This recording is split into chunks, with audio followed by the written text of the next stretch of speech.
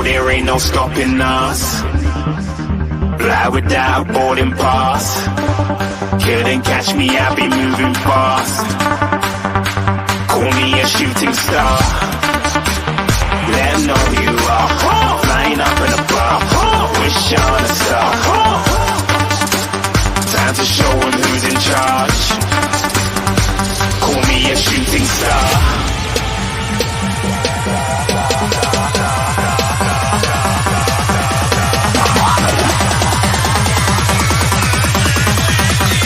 Shooting stars. Didn't even get to cross.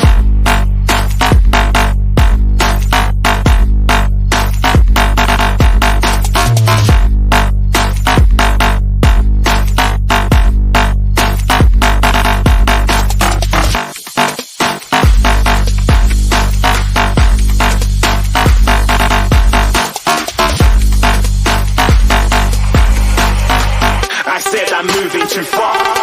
Get it done.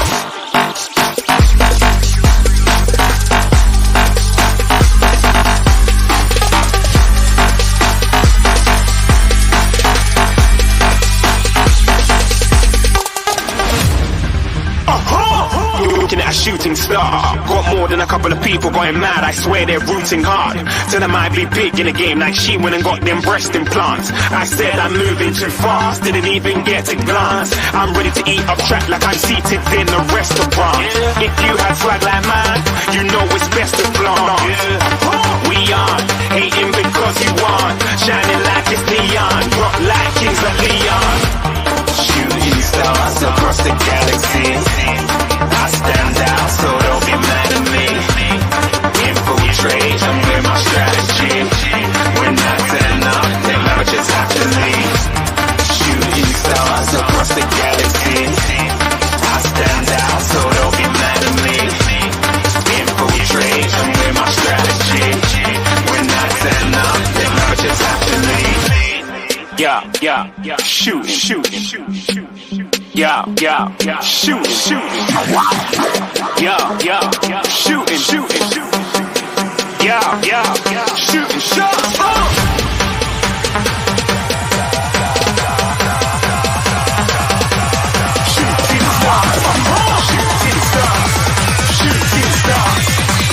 Shooting stars. Didn't even get to cross.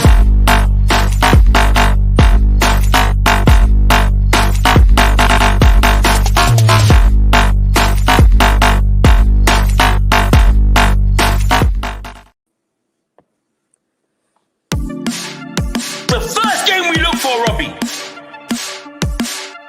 Tottenham away. When we got Tottenham away?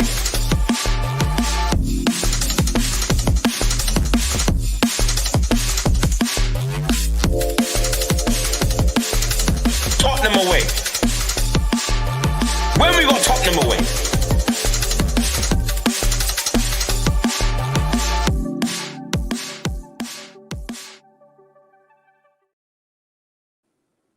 Good evening, people. Welcome to Tottenham Away, the Monday night podcast.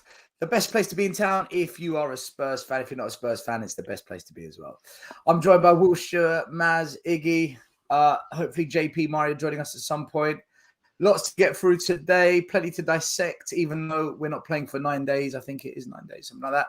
But let's say hello and good evening to everyone. Will, I don't know where you are, but hello. Right now, I'm in Branson, Missouri, so in a giant Airbnb. So if the thing echoes, that's why. Okay, live from an Airbnb in America, Missouri. Iggy, it's been about 7 years since we last saw you. How are you? 10, actually. I'm good. How are you guys? How's everyone in the chat? Good, I guess. We're all good, okay. Okay. I just thought there was a delay. I was waiting.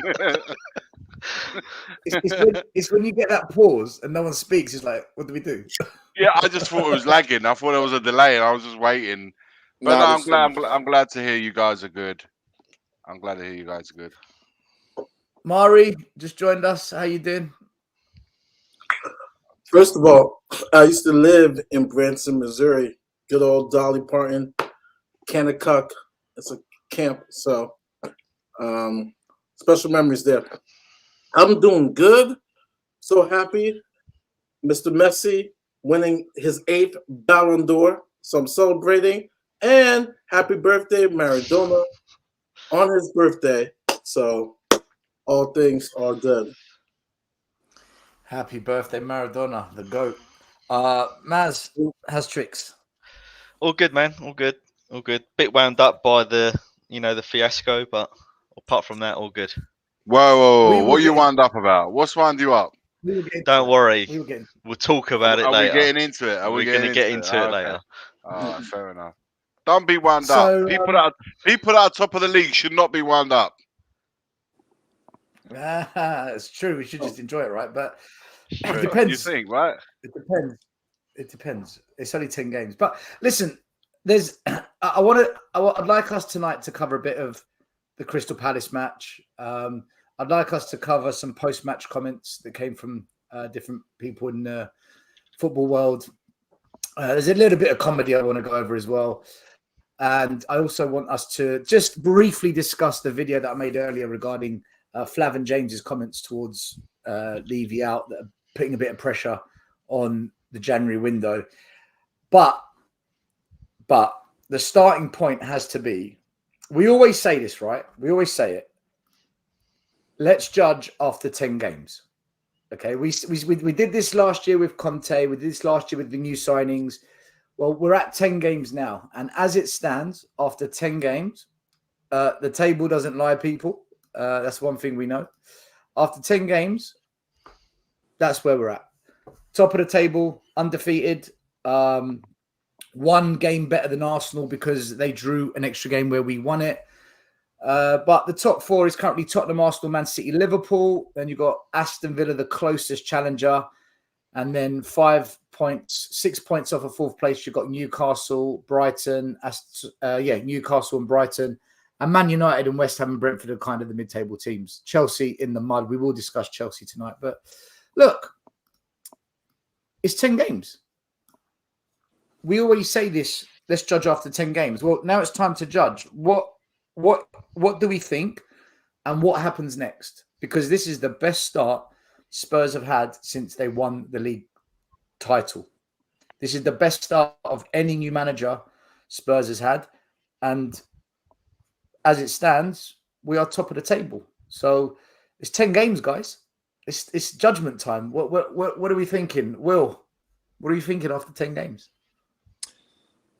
After 10 games, we are where we are, and I think we got to stay there, right? It's our,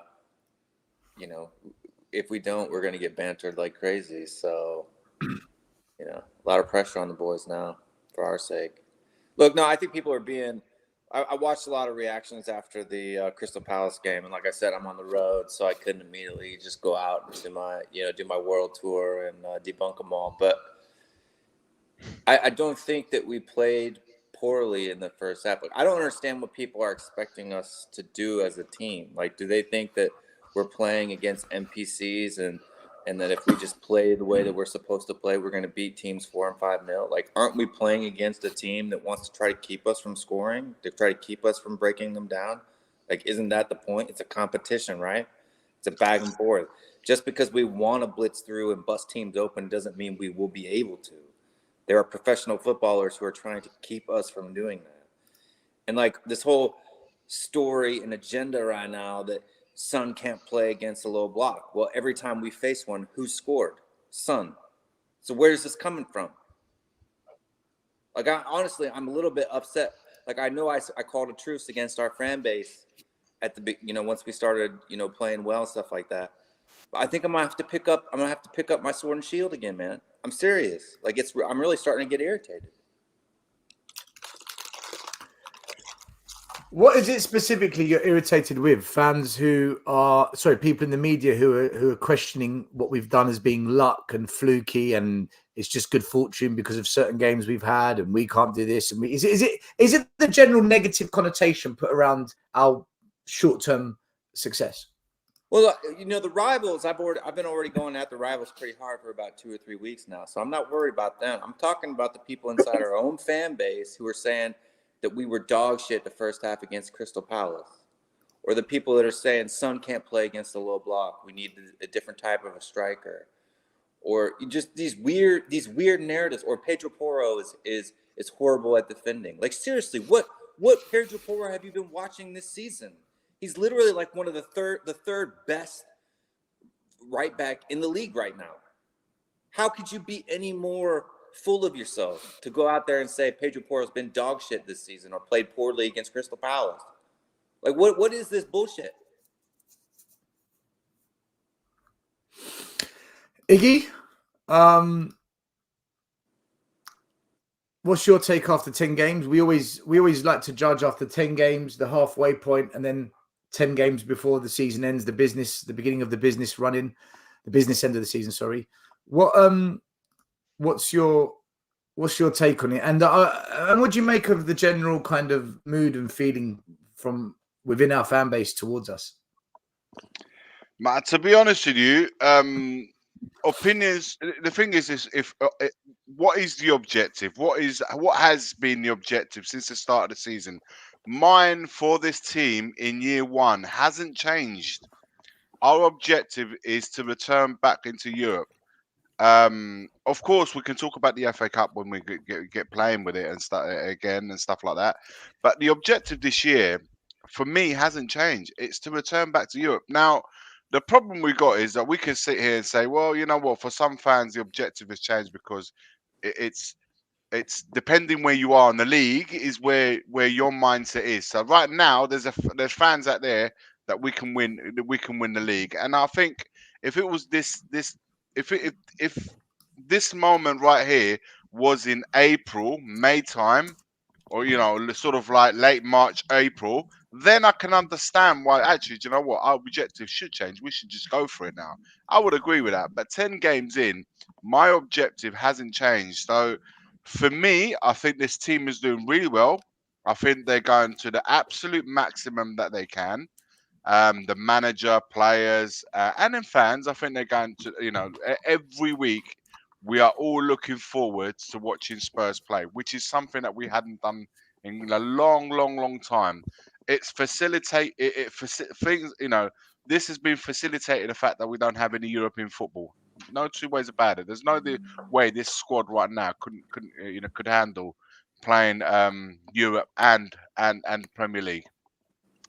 In regards to what Will said about the first half at Crystal Palace, what fans, I say fans, I think everybody that watches Spurs and supports Spurs needs to understand that we are going to come up against teams like Palace and teams like mid-table down that are going to set up that way because they don't want to go toe-to-toe with this current Spurs side. They don't want to go toe-to-toe with them because they know they're going to absolutely get thumped.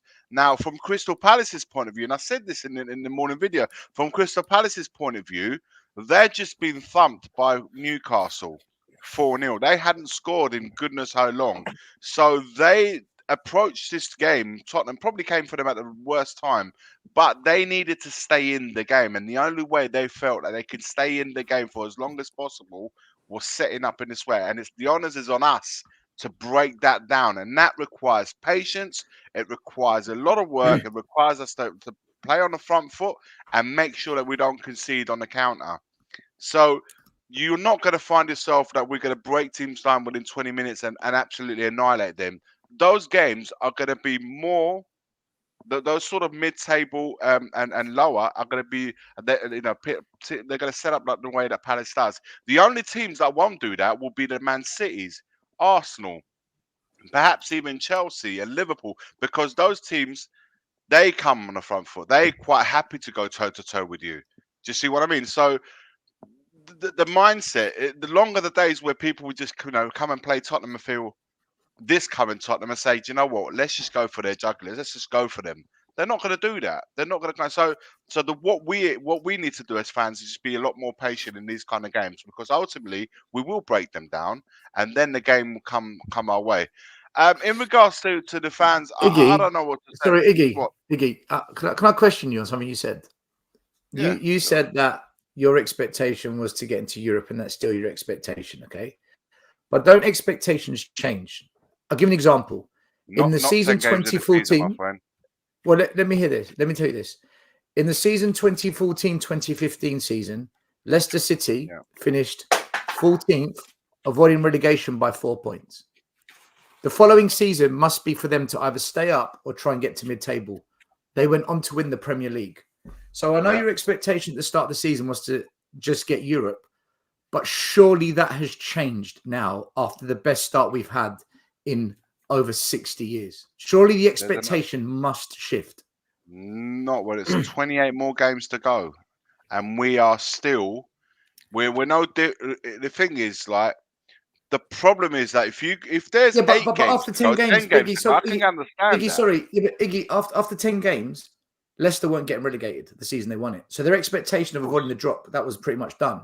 So why can't our expectation shift as well? Why are we comparing ourselves to them? And that they you just said that Because they got off to a great start, like us. Yeah, but the first objective was to get the 43 points, however many points you need to stay up for relegation. We're not in that situation. We don't set up to stay up. My point is there. Yeah, but my point is their objective changed after 10 games. What their did it change to? Changed. What did it change to? Well, more than mid-table, more than avoiding relegation. But we're not. With the thing is, we're not set up to say, look, the first objective is to get the relegation points, 43 points. Then the second one has to be finish mid-table. Then try and get into Europe. We're already saying from the start we need to get back into Europe, where it's absolutely a priority for us to get back into. Now, if you want to, what is our expectation now? What we're saying, we should go for the league. Is that what we're setting ourselves up for? I'm Minimum asking you. third. I'm asking you what you think. Yeah, but that's Champions League, Will. If you say that to me, I'm in agreement with you. I agree with that. That's Champions League. Now that's for me the ultimate. There's a big difference between. Hang on. If we're in the mixer in January, all right. If we're in the mix and we're thinking, do you know what? Our team is looking a bit leggy. We've had a big month in December. There's a lot of games to be played. We're still one injury away at the back or one injury away from the front with Maddison, Son. We're looking a bit precarious because if this goes on, you can only keep squeezing that juice until eventually there's no juice left. And you've got the board and the club and say, do you know what, guys? Here's 2 quality players in the front to help us out with rotation. At the back, in case Romero and Van der Ven get injured, and they say, do you know what? These are 2-3 quality players that will help us for the second half of the season. Then it's not just the fans, it's not just Ange, it's not just the team, but it's the whole club now that have fully immersed into what we want to achieve. Then I might consider your thinking. Right now, the only thing that's change for us is a manager with new ideas has come in. The players have taken on board what he's trying to do. They're enjoying their football. They're enjoying life right now. But things like this, that can change very, very quickly, man. Listen, you have to say, man, maybe not in midfield. I have to say, maybe not in the center of the midfield, but at the back, particularly look at us the other day. We lost to Doji for Crystal Palace. Okay, we played Davis, who absolutely had a nightmare. Had to change it and play Emerson at left back. Now we've gone from Doji to Davis to Emerson. With all due respect to all 3 players, but that's a drop off right there. Do you see what I'm saying? Now you got a situation like that with Van der Ven or Romero getting injured. These or the goalkeeper even. I have to say Vicario right now. Come on, man. It's a big if we lose him or at the front, Son, Maddison. We're fucked. We would be literally. Yeah, but fucked. it's one thing to say that if bad things happen, bad results could follow. But as we're standing right now in the current situation, why can't we win the league? Not will we, but why can't we? No, there's nothing to say that we can't win it. I just the moment we set ourselves up with that mindset with only 10 games in the season, like I said, Will, if you're talking to me in 20, 25 games gone and there's about 10, 15 games left, I can more say, do you know what? Okay, we're in the European spots, which is where we should be. Let's go for it. then but yes. I'm not saying we should be coming out with chest like Harry on the football terrace and be like, we are winning the league. We will win the league. That's a different thing. Where I'm at right now is that, yes, we can drop off very easily. It's a very tight league. I think it's the most historically tight or competitive Premier League in history, right? There's never been 3 teams with 24 points or more after 10 game weeks, right? So it's a very, very competitive league this season. But if we continue to play the way we're playing, I think we can. Why not? I think we have the tools to do it because we're doing it right now. I'm not in favour of doing it. Absolutely, but I will say this, Will. The strongest part of our team is undoubtedly the spine. We are literally playing without wings. When I say that, I'm saying the left-hand side is literally. I'm talking about the final third, not the 2 fullbacks. I'm not including the 2 fullbacks here, Idoji and Poro. I'm talking about the final third. Kulusevski, yes, I would like to have something, another alternative to Kulusevski, because I think we're starting to be a little bit predictable on that side. Like, for example, a player like even the 2 wingers that Palace were playing, but with the arrows, really direct, really take. Neto, I saw Wolves, sad to see him get injured, but somebody like that with a constant arrow on that side. And on the left-hand side, just to have, you see the quality that Brennan Johnson brought in as soon as he came on, you could see the level. The level came up. The understanding between elite players is second to none. You either you have it or you don't. And these guys, they have it. They get it. When you're elite and you're playing with other elite players around you, you get it. Bang, bang, bang. Son scores. Goal. That's it. That's all it took. He cleaned it out. It's basically on the half volley too, by the way. Yeah, we don't have that in Richarlison on that left-hand side. We don't have that because he's not on that way of thinking. Of course we don't. So what I'm saying is, if we can add to that, Will, if we can get 2 or 3 players that, of course, we should come with guys, we'll get. It shouldn't. We're be still not losing, right? But basically, still, to answer your question, I know I've gone around a little bit. To answer your question, I need to see that final part from the board and the club. I see it from Ange. I see exactly what he wants to do. I see the players are brought into it. I see us here, at least, and the fans, the majority, maybe not everybody, have bought into it. And perhaps, you know what? Why not dream? Why not dream? You're right, Will. Why not dream? But it's not about when it dreaming. comes down to it, I want to see our club interfere. Then maybe I'll say, you know what? I'm in. I don't dream, though. I'm too data focused to dream, right? I'm talking simply about the tactical reasons why we can't. Right, I don't think that we're playing our best football right now. I think we still got 1 or 2 gears left to go before we get into full, the RPMs are fully charged, right? I think we've got Basuma coming back, or not Basuma, Bentancur coming back. We've got, some players that we can sign in January. We've got some wingers that can come back. Tony, that I'm dreaming. But what I'm saying is, I think that we're in gear like 2 out of 5. And we have 2 or 3 gears left that we can get into where our performances can improve. I don't think we're playing the best football that we can play. And so, therefore, I don't see a footballing reason why our own fan base should be going around saying we will drop off. Why will we drop off? There's nothing showing me right now that we're going to drop off. I'm going to say guys, something. let me bring in Murray. There's no reason why we have to. Murray, I'm coming to you now anyway. We're doing a lap of the panel.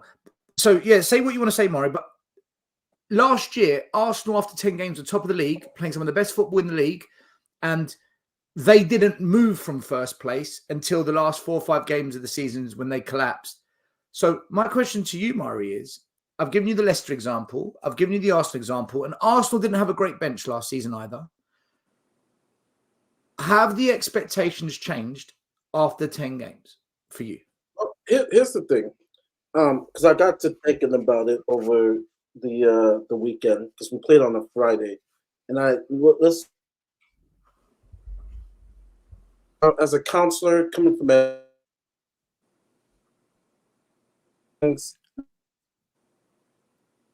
Mari, your internet's chopping. Your internet in Orlando's got to get fixed, man. I'm in Branson, Missouri at an Airbnb. You got to get that set up. Mari, it's crashed. Mari, I'm going to remove you, reboot, and come back. JP, you can answer that Hold question on, hold tomorrow. on. Can you put this? I'll put this comment up real quick. It's not a double standard because I had footballing and tactical reasons why I said the Gooners would drop off. I didn't say they would drop off because they were Arsenal. Right? We have no bench. Is only. I didn't say that they would drop off because they have no bench. I said they wouldn't drop off because of their performances in October, their performances in November, their performances in December. Right? I don't rate their players. They don't have a Son Heung-min. They don't have a James Madison. Difference, not JP. double standard. JP, What's up? Hopefully you can can hear me. see in the comments a little bit, and definitely on other channels, and definitely on non-Spurs channel, there is this divide appearing between those who believe something is possible and those who are saying you're out of your goddamn minds. What the hell? Relax. For me, I think it all comes from this. Leicester City, when they won the league, Arsenal last year, who nearly won the league, that has made people think, hold on, why can't that be us this time? Therefore, expectations have shifted. That's why I'm asking the question. It's 10 games. Have expectations changed for you now or not? I would say yes. Hopefully you can hear me, right? I would say yes. Awesome microphone, by the way. I'm I doing was a about wheel. to say that's a crisp wheel. mic. And I've just broke it. No. I would say yes, they have, because as I've said on here, and like you guys would know, the first thing I said at the start of the season was literally I want to see a foundation. I want to see him kind of implement a style of football. I want to see things like that. That kind of like bottom layer of the house, kind of like those foundations built, irrespective of like where we finished at the start of the season. He's obviously exceeded that so far, right? He's got the team playing. Understandably, we've only got a bare bones and stuff like that, but I can already see the foundations there in 10 games. So literally, it can only get better. So my expectations that have changed, and I'm expecting us not to be eighth anymore. I'm expecting us to continue to try and play the style of football that we have, and kind of, to a degree, Iggy was right in terms of the teams we play against now. We're probably going to get a lot of low blocky teams that kind of like set up themselves that way towards us, but it's up to us and it's up to Ange to figure a way of doing that, maintaining what he wants to do in the style of football that he wants to play. But yes, my expectations have changed. My expectations have grown. I'm not saying we're going to win the league, but we've had miserable couple of years, man. We have to enjoy this time at the moment. The team's playing well. We are top of the league. Not to get too ecstatic and, as Will said, with chest, but you have to be a little bit happy about it. 100%. Do you know what's funny, JP? Is the fact that despite it all, and despite doesn't matter what we do, man.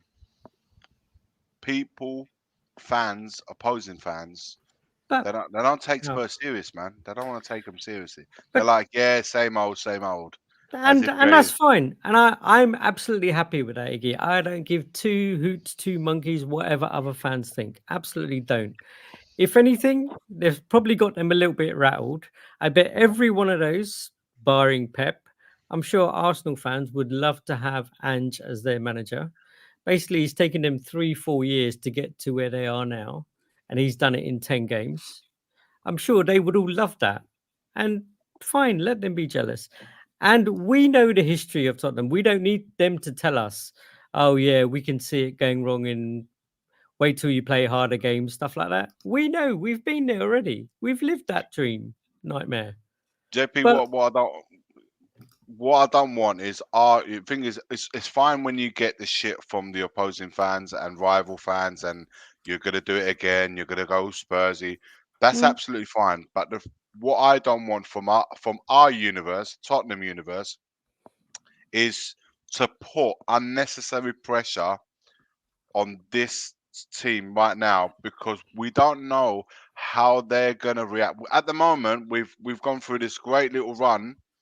And it has been a really good ride up to now. There's no two ways about that. but we don't know how we're going to respond to different situations because we still don't know that side of Tottenham yet. We don't know And from nor do we, Postecoglou. nor do we, nor do the We players, don't right? Postecoglou. We don't know None of how them he know. deals. We don't know how he deals with situations when they're not going for. That's why I think if we then add to the pressure, we add to that with our own expectations that perhaps we're pushing on to them. My concern is that it could go tits up, and could I don't do. think I don't think it's. That's not to say I'm maybe being a little bit cautious. Even for me, I'm being cautiously optimistic because I've seen it happen to Yeah. us in only All recent of us, times, all of us have, all of us and have. I don't want to make that mistake. Doesn't mean it's going to happen again, though, right? No, of course it isn't. But I Right? think And if we can just keep it where we go 1 week at a time, and we will keep growing. every week's challenge, right? Every week's a challenge. Every week's a different challenge, and we don't know what's going to come. We don't know what's going to be on the back end of it, where we're going to finish at the end of the season. That's what I was trying. We've got to just enjoy this and go with it. The manager's telling us to go and do it in a way. I'm not saying get carried away with it, but we will have to also be happy inside that. You know what? We have to enjoy this moment. Our team are doing well. No, I agree with you, JP. Also, people can't begrudge Spurs fans being happy about what's going on with our team right now because they're saying, well, don't get carried away. No one's getting carried away. We're just enjoying the moment. I have to say that as well. I'm just enjoying watching Tottenham play every week, something I wasn't doing for a long time. And the fact that we're picking up results along the way just makes it all the better. That doesn't mean we're going to do this. You guys. I'm not asking you guys whether you're enjoying it or not. I'm asking about your expectation. Well, to answer your questions, though, no, my internet's good. I'm sorry, I apologize. I'm mad at myself in regards to that. How dare you? How dare you? How dare you? How dare you? I'm so disappointed in you. I take it as shame. Shame. Sorry, Dad. Sorry, Dad. I look at it as I'm looking at Spurs as an educator. And since we look at a student when we dissect and look at the student and what they need, we look at it in 4 quarters. The first quarter, if they start off good, they're getting A's, they're getting B's. What content that's is given to them to get these grades whatsoever. How I look at Spurs is the first 10 games, which is a little bit above 25% of the season has been played. It's just the 10 games. We're seeing some of the performances, some great, some not that good. And we're getting the results. You brought in Leicester, which is a different situation, but it's the same philosophy. It's just that you're almost living the now, right? We're top of the league, right? Yes, we know the symptoms. Like we have a thin squad. We have all the ifs, right? We have all the ifs. So you got to have that in the back of your mind. But we have to look at the point now, okay, we're top of the league. What are we going to do to continue to progress week by week so that if these next, say, 7 games, right? Because we have 7 games in December, right?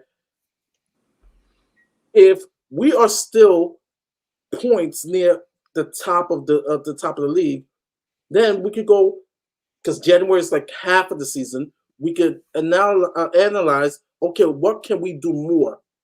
Now, most teams, right, who has ambition, right, at that time in January, they say, okay, we're second. We're third in the league.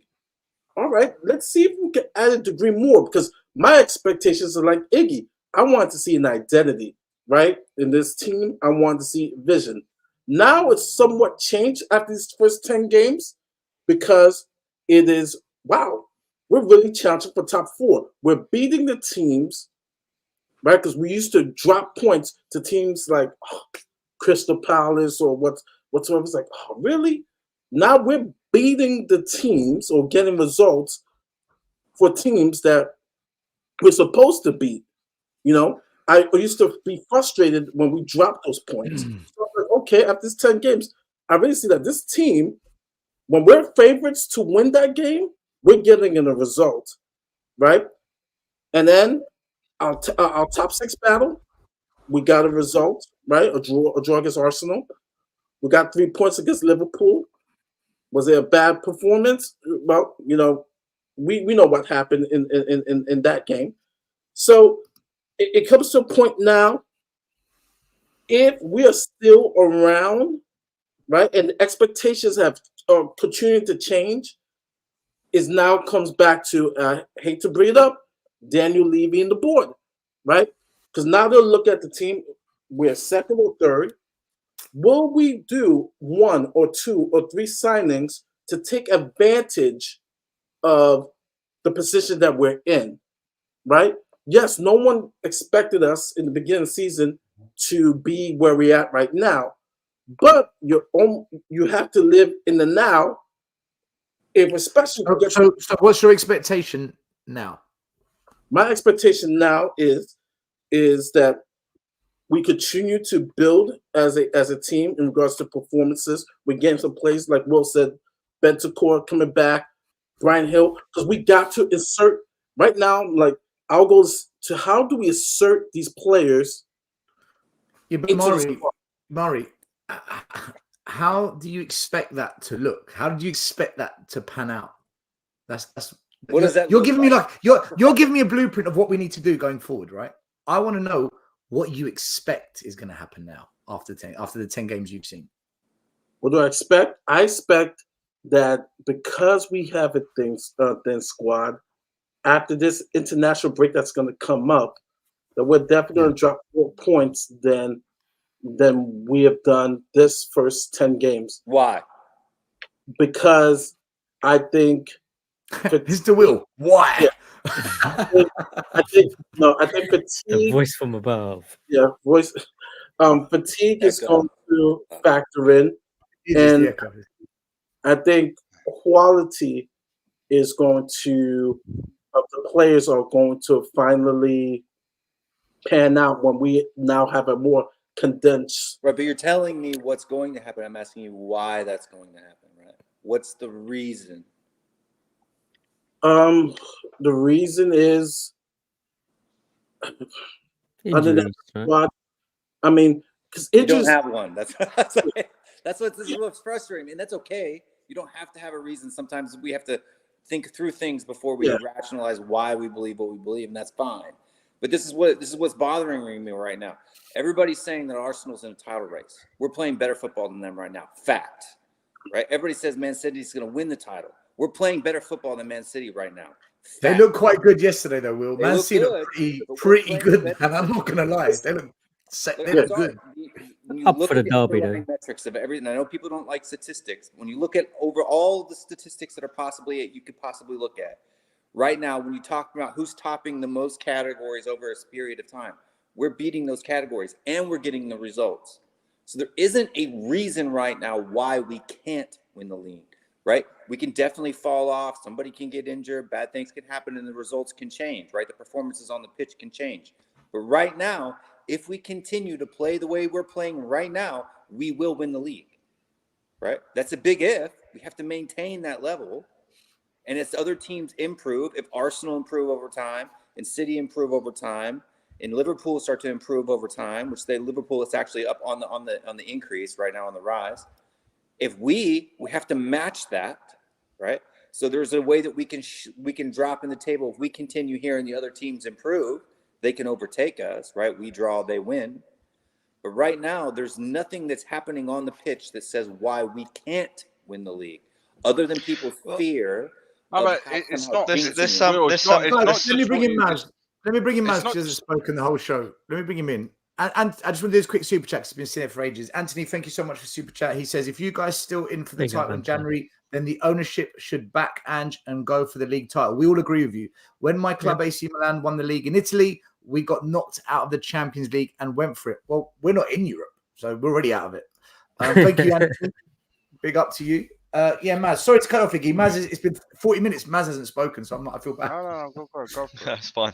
I think just to push back a tiny bit, I against Will, I actually agree with everything Will's saying, but to give a different perspective, I think there are some factors why we may not win the league, and they'll mostly be external factors, i.e., how the other teams are performing in and around us, injuries to our players, and any outside influences like referee Pressure. decisions, pressures again another Pressure, man. external factor. There's an internal factor as well, though. Our internal pressure and the way we manage it, and past player mentality or past player toughness in terms of from a mentality perspective. They haven't done anything yet as a group to show that they can get over the line. Now, if we're just purely going on metrics that's happened over the last 10 games, we're top of everything. Yeah. I want to add something to that point you just made, right? These group of players haven't won things. That's in the Premier League is true, right? Romero's won multiple trophies. Madison's won an FA Cup. So we do have winning experience, and Son's won, Asian Games, which isn't that big of a trophy, but it's still a trophy. Yeah. But you also have a manager who is used to winning things with players who haven't won things. Right? So he knows how to manage that. I agree, but we can say the same thing about previous managers as well. But those managers won things with players who are used to winning things. The symmetry breaker between Postecoglou and like a Conte per se is Postecoglou, who's renowned for bringing in no-name players from places that have never played or won anything and winning things. That's the symmetry breaker, right? Postecoglou is used to winning things with players who aren't used to winning things, whereas Conte wins things with players who are used to winning things. But I agree. But at this level, though. Again, that's a good point, Will. But just because someone's done something in the past doesn't mean they're going to do it in the future. In the same 100%. Way that we can't predict what's going to happen in the future, although we can make a good educated guess as to what will likely happen, right? Yeah. So historical arguments are relevant and right when it's something that is not statistically independent, right? So, for example, the sun coming up tomorrow, that's a scientific thing. We've been measuring it for thousands of years.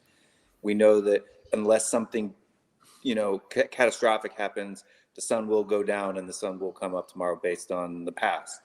Because it's not a statistically independent event, right? But football matches are statistically independent. Past performances, last season, the players' mentalities last year. But I'm not actually. My points aren't against your point.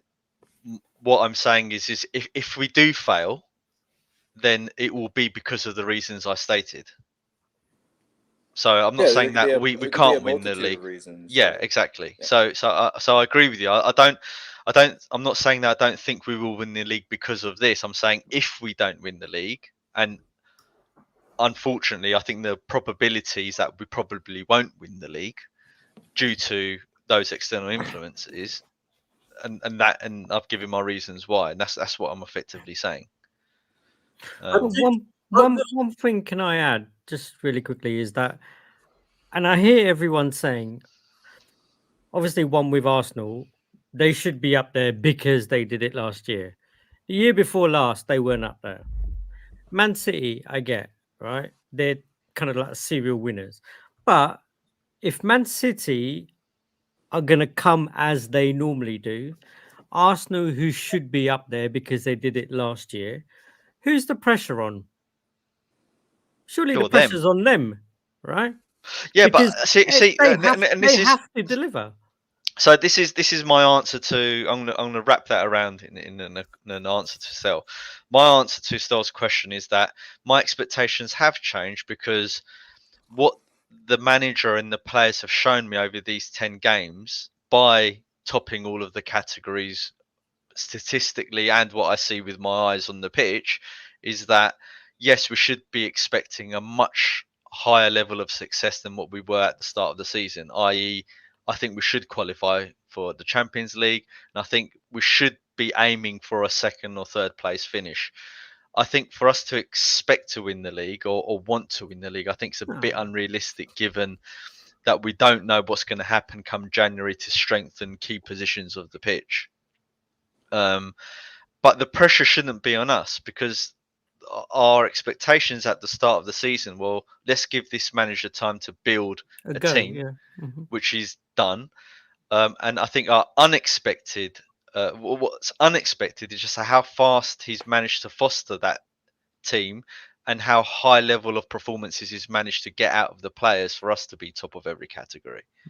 But he hasn't built the team yet, Maz. It's like still building, right? It's like still literally day 10 or It's whatever year it is. one. It's year one. There's no reason to answer this. There's no reason why we couldn't go on to win the league. No, there's none. But that's Will's point. That's There's exactly no Will's point. There's no reason. Let's make this clear. The reason, this is where I'm at with it. No one can say Tottenham can't win the league because of this, and there's no reason for it other than it's just pure. Everyone's pulling their own directions with their own teams, and Tottenham are going to do. This is my feeling is that I don't know this team, our team I'm talking about, well enough. I think I'm enjoying what I'm seeing. I'm thoroughly taking in every week, and I'm thoroughly enjoying what Tottenham are trying to do, what the manager's trying to bring in, and what he's trying to implement, and how quickly the players have been receptive of what he's trying to do. I'm full in that merit. That's part of it, right, Iggy? That's absolutely part of it. But I don't know the team well enough to know how we're going to handle the moments, because there's so many different moments during the course of the season. I don't know them well enough to know how they will handle those moments. That's not to say I don't have the belief that they can handle it. I just don't know yet enough about this team. It's the view in sports when you look at it, and going back to my original point is, it's really where you're at that moment if you're going to seize the opportunity to win it, right? Does any team in the Premier League, you start the season, they come in, do you have a chance to win the Premier League? Yes. There's percentage points, right? You're most likely to win. Like there's teams where they're more likely to win. I'll use a perfect example. I like playing golf. I like watching golf, right? There's a major tournament, right? The British Open, right? Coming in, Tiger Woods is pretty much the better chance to win the British Open. But on a Friday and a Saturday, 10 years ago, maybe. 10 years ago. Some no name is up by 5 strokes going into Saturday, right? Now, it's suspected that Tiger Woods is going to win, but right now, that no name is up 5 strokes going into Saturday. So at that moment, right, like think of it like a January transfer window, or that golfer has to say, okay, I have the lead. I'm going to keep doing what I'm doing, but also know Tiger Woods is right behind me, right? I need to be able to keep this lead so I can at least get into Sunday so I can put myself in a position to win. So it's the same thing with I look at Spurs right now. All right, we're at top of the league, right? If I'm a betting man, yeah, we're not going to win the league, but right now we're at top of the league the league, right? And right now we're in the season where we're going to go into a Saturday where the Open. Sorry, where now we have to take it week by week, go through that treacherous schedule that is December, and see where we're at in January to say, all right, if we are 2-3 points behind City or ahead of City, all right, what are we going to do to reinforce that we can win the league this? Right, but what I'm saying, I'm sorry to interrupt because I don't have a whole lot of time left, maybe 15, 20 minutes. I'm going to try to get all of my objections in quickly. We're right now on a pace. We're on a pace right now to get 98 points this season based on our points per game, right? 26 points, 10 games, easy math, right? 2.6 points per game times 38 is 98.8, right? So even if we continue, like I said, like that golfer who's in the league, sure, Tiger Woods can come out and shoot 12 under that day, and there's nothing that guy can do about it because that's not in his capacity. But if he continues to to play the golf that he's been playing so far that weekend, that's all you can expect from him. That's his game. And right now, the game we're playing is 2.6 points per game. And that doesn't mean that we go undefeated, right? Because it's better to lose one game and win 2 than it is to draw 2 and win 1, right? As far as points is concerned per game, right? So it's about overtime. Every 10 games, if we can run a cycle of 2.6 points per game, we'll end the season on 98 points. That's just a mathematical fact. So something's got to happen in order for that not to be the case, for that not to happen. Yeah, and that's Ange's job, right? And when he gets constantly asked about can we win the league, he said, well, unless there's rules saying that we can't win the league, then every team can win the league. Big right? up, little brother. And I would, Angie's job is to keep the players on track and focused on their objective is to win every single game, and allow that to happen effectively. But there's outside influences. We're going to take the golf analogy.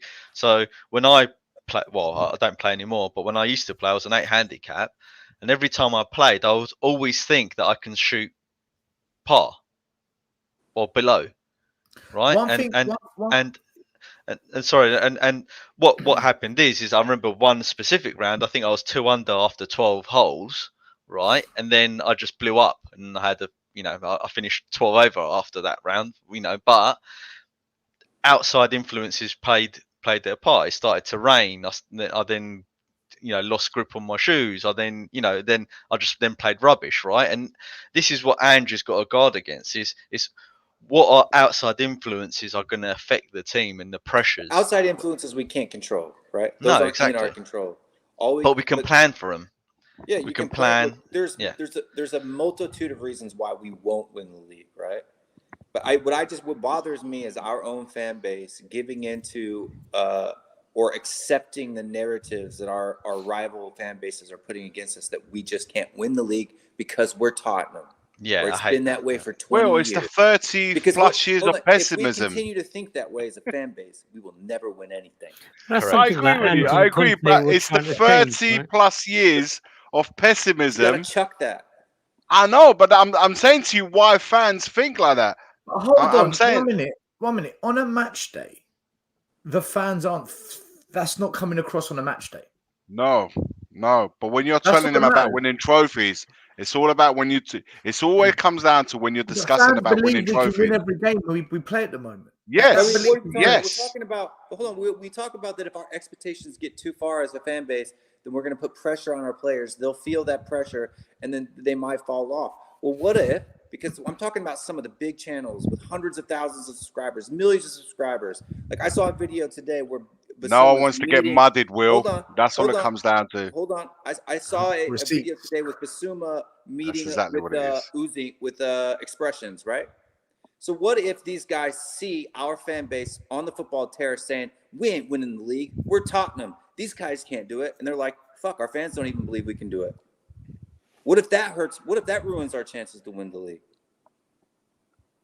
It's a fair shout. We don't want to have a loser mindset. 100%. We need to. And mate, no one. It's all. The only thing I was going to say to Iggy, if you're a pro player, you shouldn't be allowing that to conflate. But they do. But pro players do. It gets in your head, right? But that's why Westwood would never win a major, right? External factors, right? But isn't that the difference between a professional and an amateur? One gets paid to do the job because they can handle the pressure. They can take the responsibility. Not going over the They're top, at that level. We don't want to put pressure on our players too soon. Then the same argument is if we don't believe that they can do it, then they won't believe in themselves. It's the same argument. It's the exact same logic. It's just the reverse. But Will, what if you don't believe? Will, what if you don't believe they can? Look, then if you don't believe that you can, you don't believe that you can. I think that your belief is wrong. I don't believe that there's evidence to back that belief up. There's a lot of fans that believe that we can't. By the way, now that our points per game is 2.6 points per game. The evidence right now is we haven't lost. That's the evidence right now. Okay, Gaguma, by the way, thank you. Why believe we're going to lose until we do? But there's fans who genuinely believe, regardless of the stats, their belief is this: we haven't played Villa, Brighton, Newcastle, City away yet. For them, we haven't played those games, and that will expose. Why would we lose to Newcastle, though? It's almost one minute. Sorry, JP, I'm not arguing against you. I'm trying to pretend I'm in the shoes of those that don't believe, because there are fans that don't believe, and the reason is because we haven't played certain teams. I get the point that you're trying to make, right? But what I'm saying is we've played Arsenal, who's supposed to be the second best team in the league right now, and we played them off the pitch.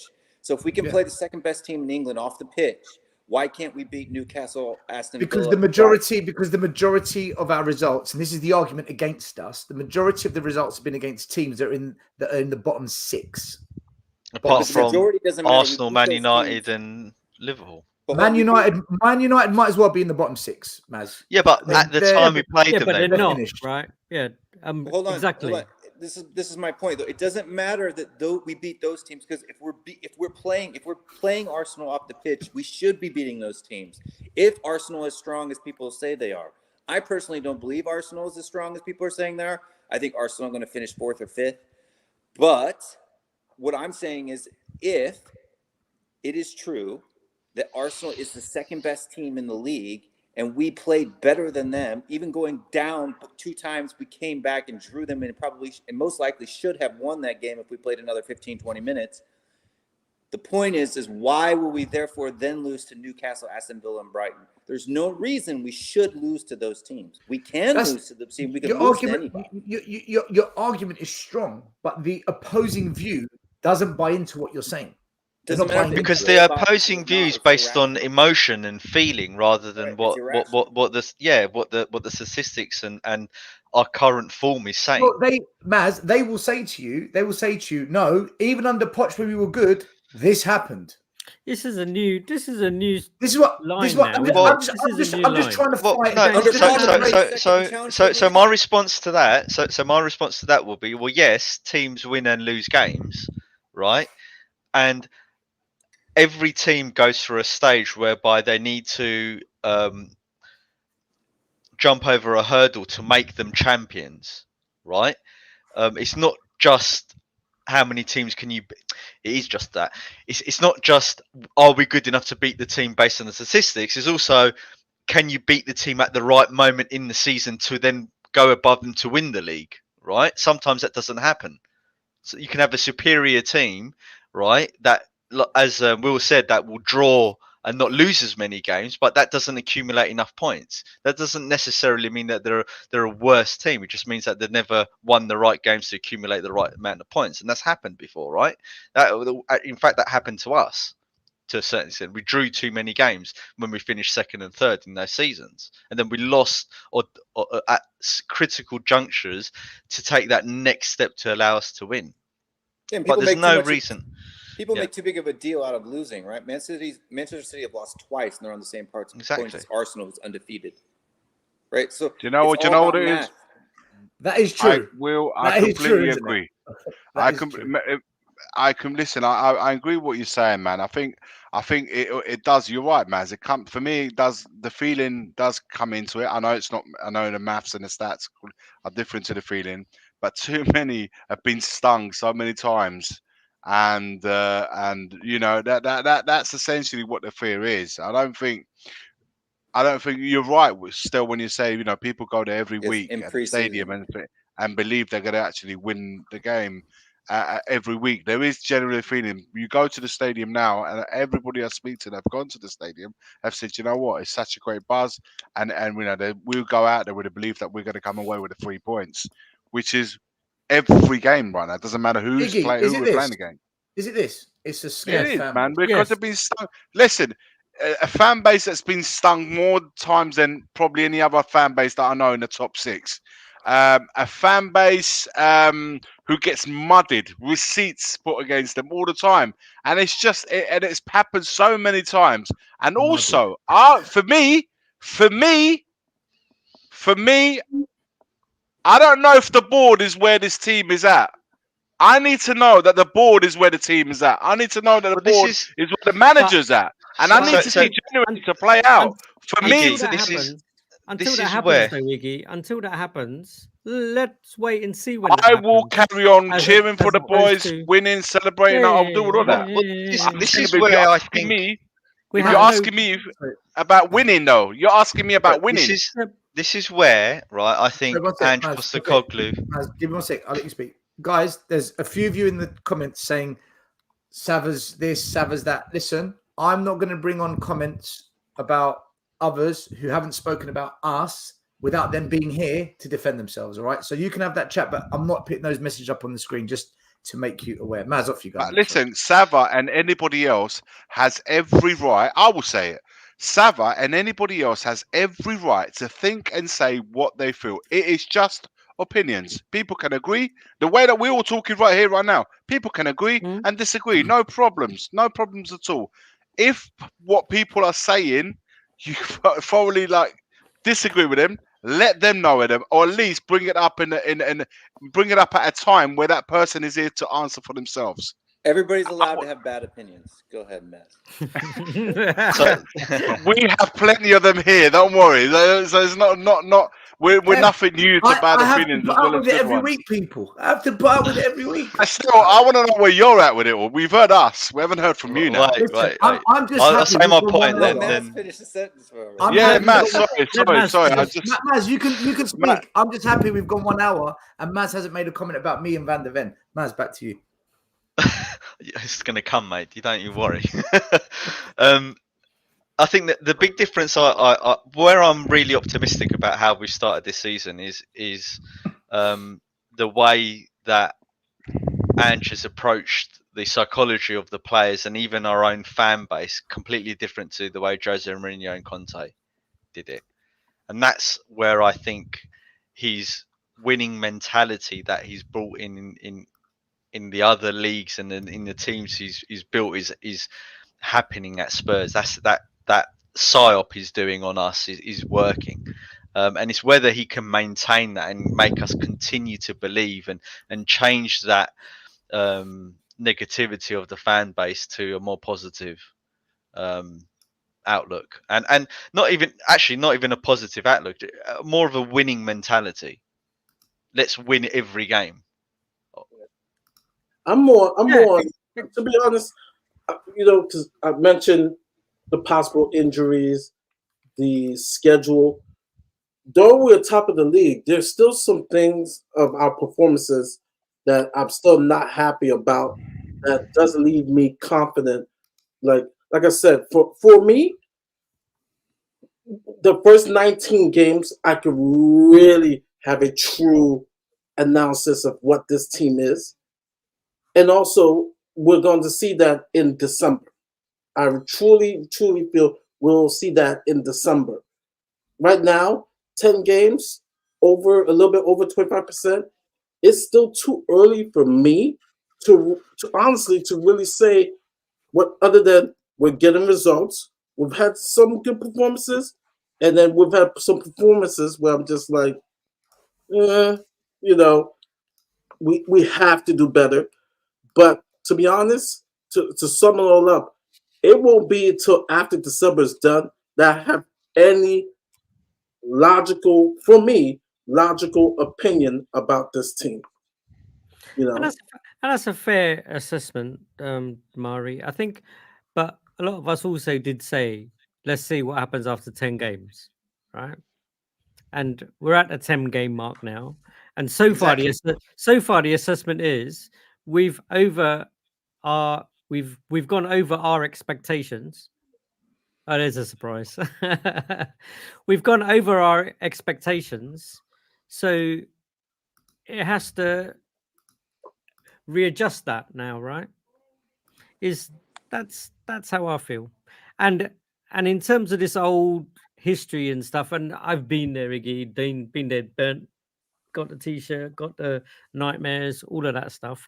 But my view now, or the stance I'm taking now, is we are a totally different team. There's no more Dyers. I don't think as of after the weekend there will be any more Davises. There's no Winks. There's no Delis. There's no all of that old crew. Even Kane to a point. As much as you'd go, Kane in this team would probably get a bagload of goals. But we even don't have that history anymore. This is like a fresh, new, young squad. These are raw guys. Look how some of them have come in and taken to the Premier League. Van der Ven, he's running.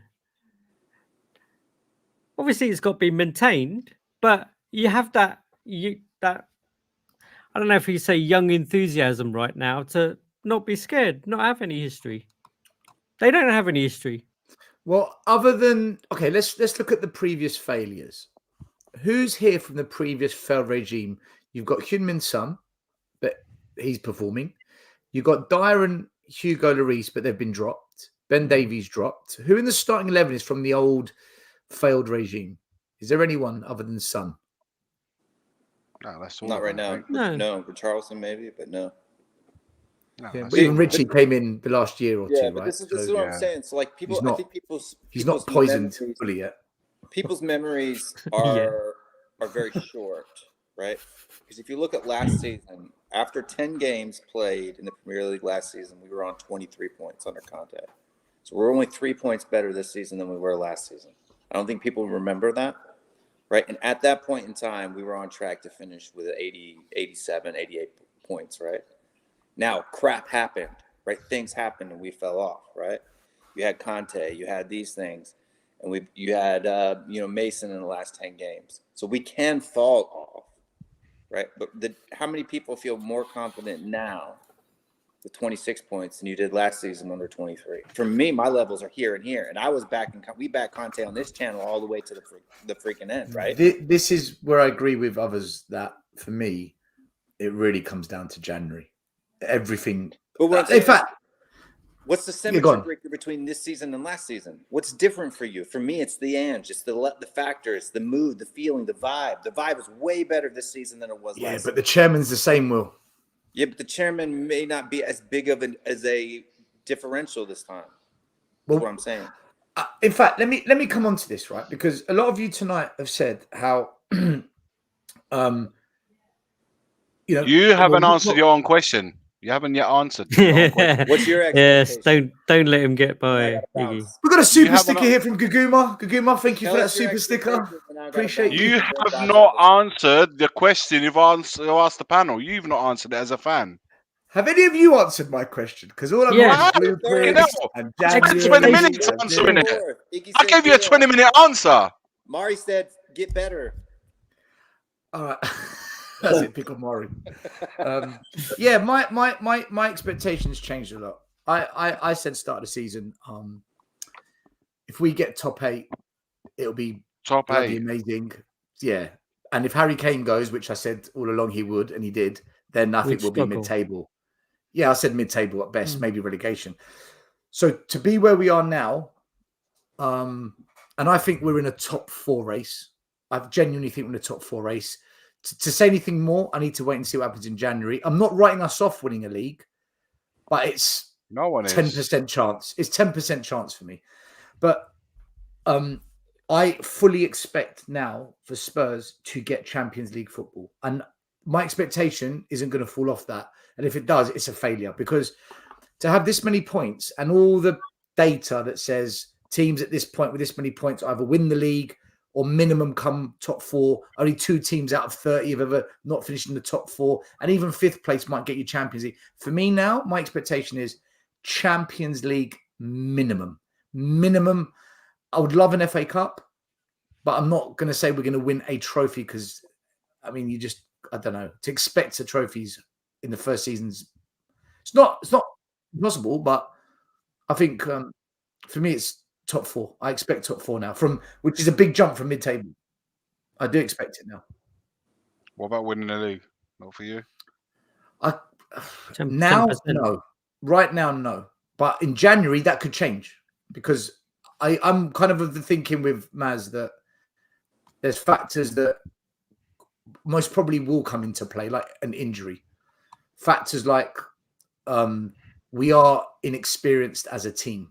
As a manager, we're not. I think those things will come into play. But if you go and buy 3 experienced players in January and that bench looks pretty good, Well, suddenly, game on, anything's possible then. I would believe. This is where you're leading on to your next question, I guess. That's right. Is what do we think is going to happen come January, and then how will that dictate the finish at the end of the season? Well, listen. Before you guys go on to the next segment, I love to come on here, crap on you, and leave you. So I'll see you guys next time. The arrogance. The arrogance. Fuck you, Will, man. Yeah, get out of here. Same old. Arsenal fans, you're not title contenders. Stop dreaming. You're all deluded. I'm out of here. Bye. That is Will. Okay, that's just banter, right? That's just banter. It's real. Do you guys not feel that they just need to get? I mean, let's just say, for an argument's sake, yeah, they get Ivan Toney in January, like the Ivan Toney that. Yeah, I agree. I agree. But okay, let me answer this. Do you not feel that they're like literally a proper striker away from then kicking on? They just Well, one strike, no like proper more than number us 9. being a proper I agree. But no, left but I'm winger not. away from I being. agree. You know what I mean? By the way, I agree. I'm just talking about them because we're But they're left saying they're not they're title contenders. They've got better they're, squad they're depth. also they're I also just feel just like they as were a bad. striker. I think with They're- a striker, a proper striker, they could go. They could. They could. Yeah. They But could push on. Man. I would also say though, Right Iggy, now, I that think that's what lets them they down. they are also a couple of injuries away, same as us, right? Saliba and Everyone's in Saka there. are out. Everyone's No, yeah. I know, but Yeah. everyone I mean, says, look at Man City our without injuries. Man but City without everyone Rodri are a points. different side. Everyone points at completely our different injuries, right? Oh, if Madison gets injured, we're screwed. If Kuti gets injured, we're screwed. If it's the same, it is the same with every Yeah, team. you take 2 or 3 Can I best say players though? from any team, they're screwed. Can I say though? At Arsenal, they've lost Timber, the centre back. They've lost Partey. They've lost Jesus. Yet still undefeated, and they beat Brentford 5-0. If that happened to us, I don't think we get those results. I think they have better squad depth. We're playing with Richarlison, and we're top of the league, 2 points clear. True. Yeah, okay. And Ben Davies, but they had to come off for us to win. They had to come off for us to win. They weren't helping us on the pitch. Listen, I want to ask you this, right? Let me ask you this question. And this isn't an attack. Mate, I'll tell you what, guys, we've been very fortunate as well to have the likes of Vicario, Van der Ven, How Maddison. wrong was Stell about Van der Ven and Vicario? Three players there, that have Maz. joined. Fuck it, that has got to be the worst prediction. I never 3 said new that. players. I never said that. Okay, 3 go on. players that. No, I'm saying 3 players that have joined us this season and have hit the ground running, man, and they've become integral part 4 of this players. team. 4 players. And Well, Udogie. Yeah, Doggy as well. Yeah. And- So, I mean, these guys have not just come into the team, but they've gone straight up there. That's what Players I'm like saying, Sarr, Iggy. who was don't- brought off against Newcastle last season, mudded against Southampton. He was on the floor. We've got this Sarr now. That's There's what a I'm lot saying, of Iggy. things that have They don't happened have all any of that together, baggage. man. They don't have any of that baggage.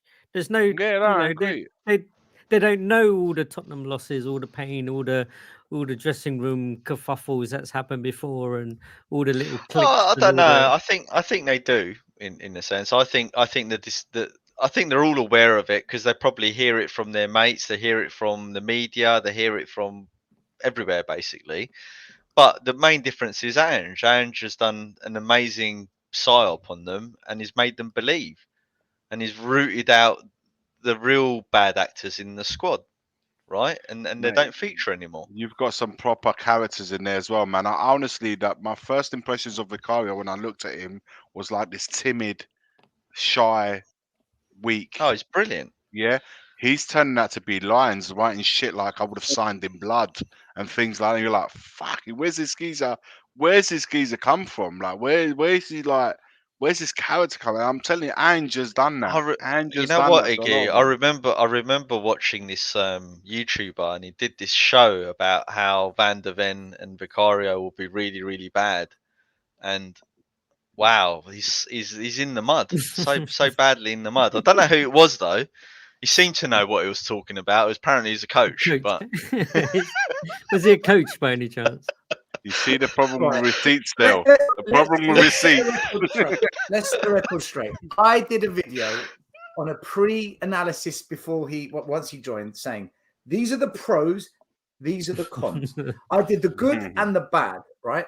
And I said my worry about this guy is his recovery at an angle and in the air.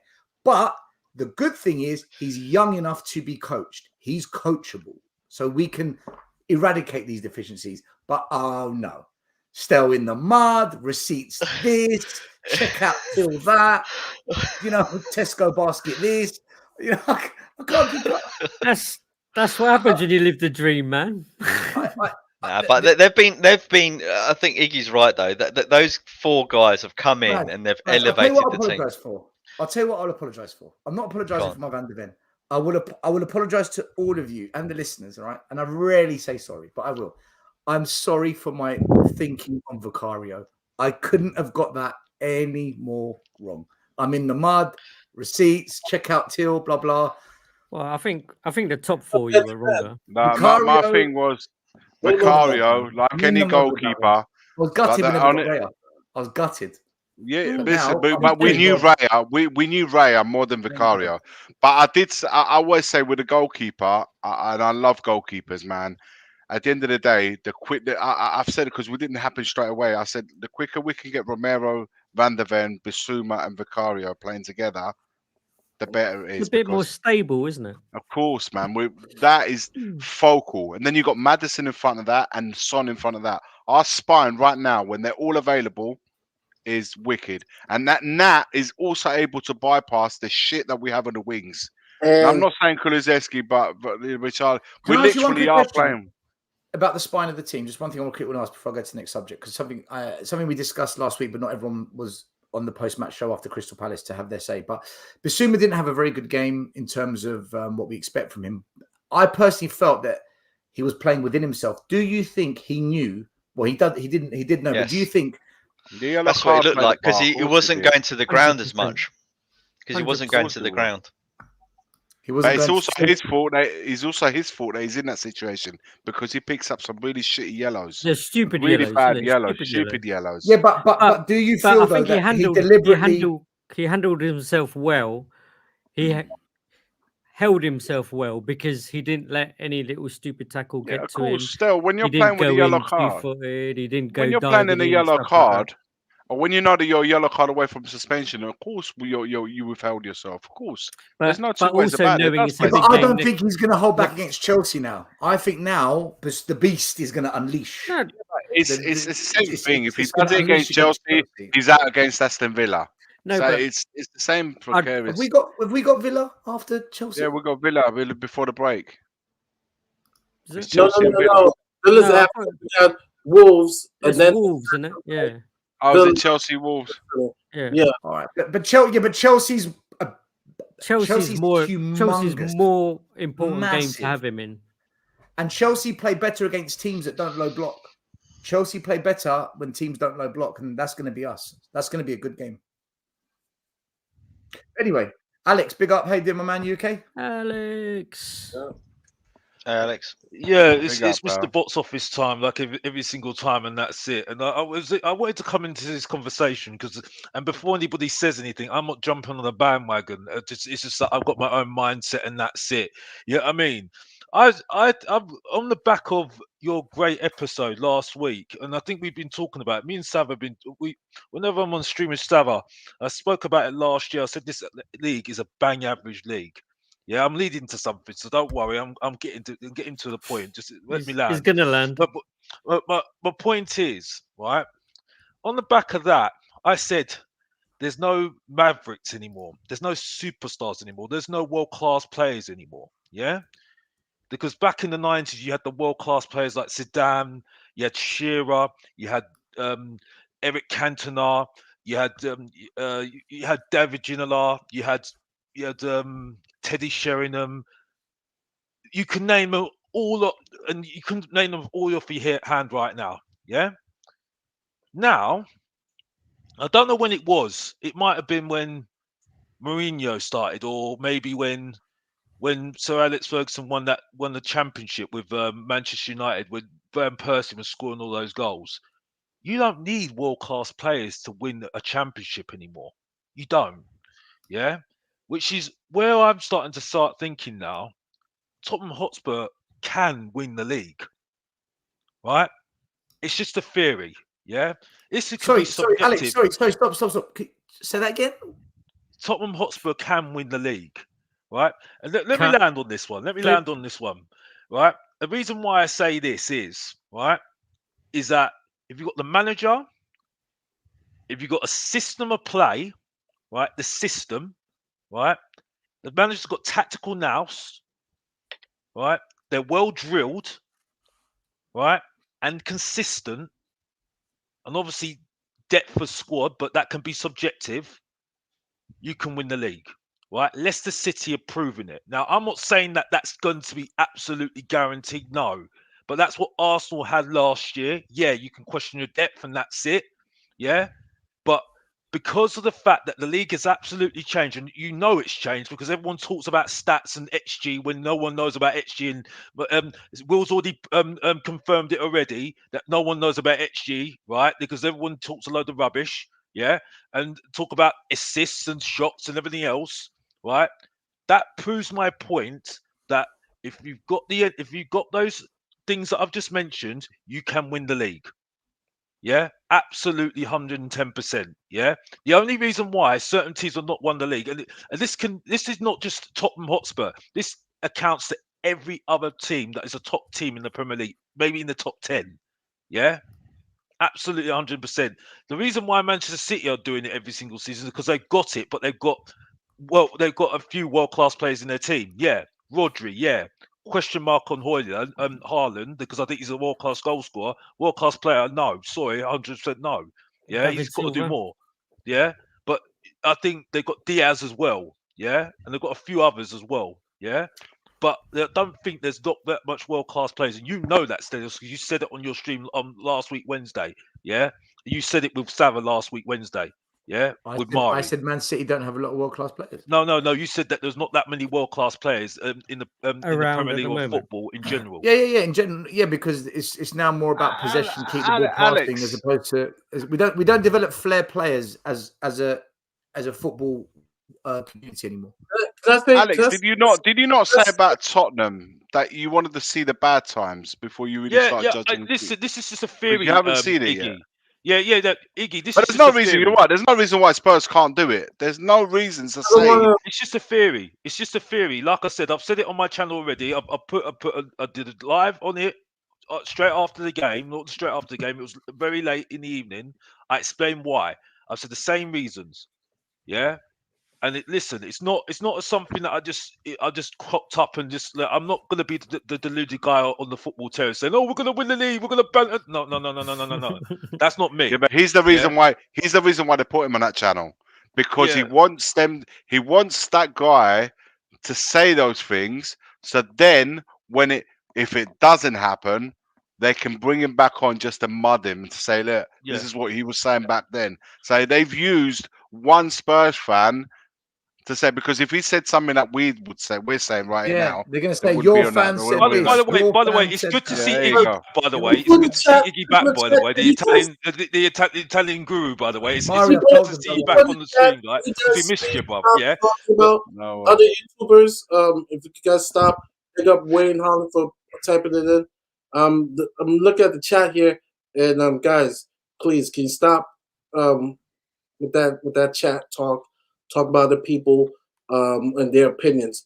If you disagree with their opinions, go on their show and debate them. But please do not put it in our comments. Just wanted to say that. Do you know? So same sentiments as well. But it's like I said, I'm only saying this because I think we all are quite well, aged, and quite well experienced as being football fans, yeah, and seeing how the development. I think the bet back in the 90s is better than what it was now. I think the football is bang average. I think entertainment wise, it's good, yeah, but I think the managers in those 5 or 6 variables that I've just mentioned to you are the most important thing, right? Guardiola for Man City is the reason why Man City are winning the league every single year. Yeah, Klopp is another proof of it as well. Yeah, right. I'm sorry. Yeah, so that's why I'm saying what I'm saying at the moment. Yes, I've said what I said, but two things can be right. Two things can be right. You can have to have a bad run. Yes, I believe we have to have a bad run, but I have to say this: we should be nowhere near the league. We should be nowhere near, absolutely nowhere near this league. Yeah, because I don't think a team that has been so bang average the last couple of years, especially after last year, shouldn't even be touching, beating Liverpool. We should have got beaten by Liverpool, yeah. Arsenal, Why? after what the Alex, season hold we on. had. Why? 1 minute. Why should we have been beaten by Liverpool?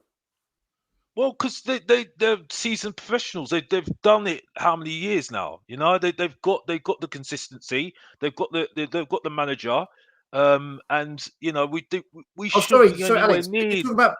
Alex. Are you talking about beating us in the game that we beat them in with the VAR decision? Yeah. Or beating us Well, we should be. We shouldn't be nowhere near the top, basically. I think we should be Right. Okay. you Sorry. know, Sorry. Yeah, I understand. mid-table. I Mid-table. thought You you see meant what that I'm one-off saying? game. I thought you meant that Yeah, one-off game, but it's sorry. just, but I don't know whether you're getting what I'm trying to say, but that's what my theory is anyway. It's just a theory at the end of the day, and I just think that's what I'm. That's why I'm just putting my 2 pence We've in. got What an you're I'll be saying. honest with you, opportunity. Alex. We've got a chance. All I'm thinking is all these times you've called our players rejects, and now you're saying they can win the league. I'm just trying to add it all up. Well, two things can be right. Two big things can be right. You know what I mean? And like I said, I'm only saying it because of what I've seen the last 10 games. And I think what I saw from Arsenal as well, yes, they've had a bad run. Yeah, but again, I have to emphasize 2 things can be right as well. Yeah, that I just think at the moment, the managers are very important, to winning something. I think people have to be athletic as well. You've got to have players to believe in that manager. I think, and personality as well. And it's just, I think that's all things that I'm seeing with Tottenham at the moment. That's all I'm seeing at the moment. Now, it's at the end of the day, this is just a theory. I think that's why I'm saying it at the moment, because I think that's the main important ingredient at the moment. The ingredients at the moment to get you up that league at the moment. I don't think you need world class players though. I don't think you need a lot of world class players now. Okay, because I don't think there is that many world class players in football in general. I don't think there is. Simple as that. So then you're talking about great players and a team, and it mainly is team now. You know what I mean? That's what got Leicester through what they to win the championship, and that's what got Liverpool through to win the championship as well.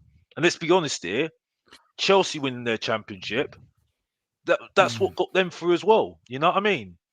I think Manchester Guys, United. let me jump in on what let me add to what you're saying, right? So if we assume that you don't need many world-class players to win a league, you just need the right crop of players for your system, and the manager can work his magic. Part of me says, yeah, I get what Alex is saying, because we've seen Wigan win an FA Cup against Man City. We've seen Leicester City win a title. We've seen Greece win a Euro 2004. We've seen the underdog or the outsider do it. So he's got a point. But at the same time, when you look at the teams that win the trophies on a regular basis, don't they just have really, really good players, though, in the team? It's one in a blue moon. And as I say, it happens, but you'd go higher percentage on collating a good squad of quality players to consistently do it.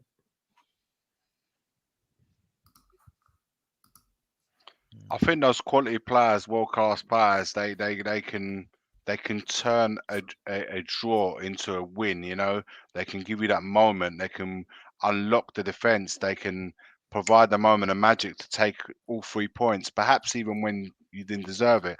But it's the collective at the end of the day. The collective will win you and you need to find the right harmony in the players. You need to find the right balance in with it all, with a manager that's really good with the current players, the crop of players that we got.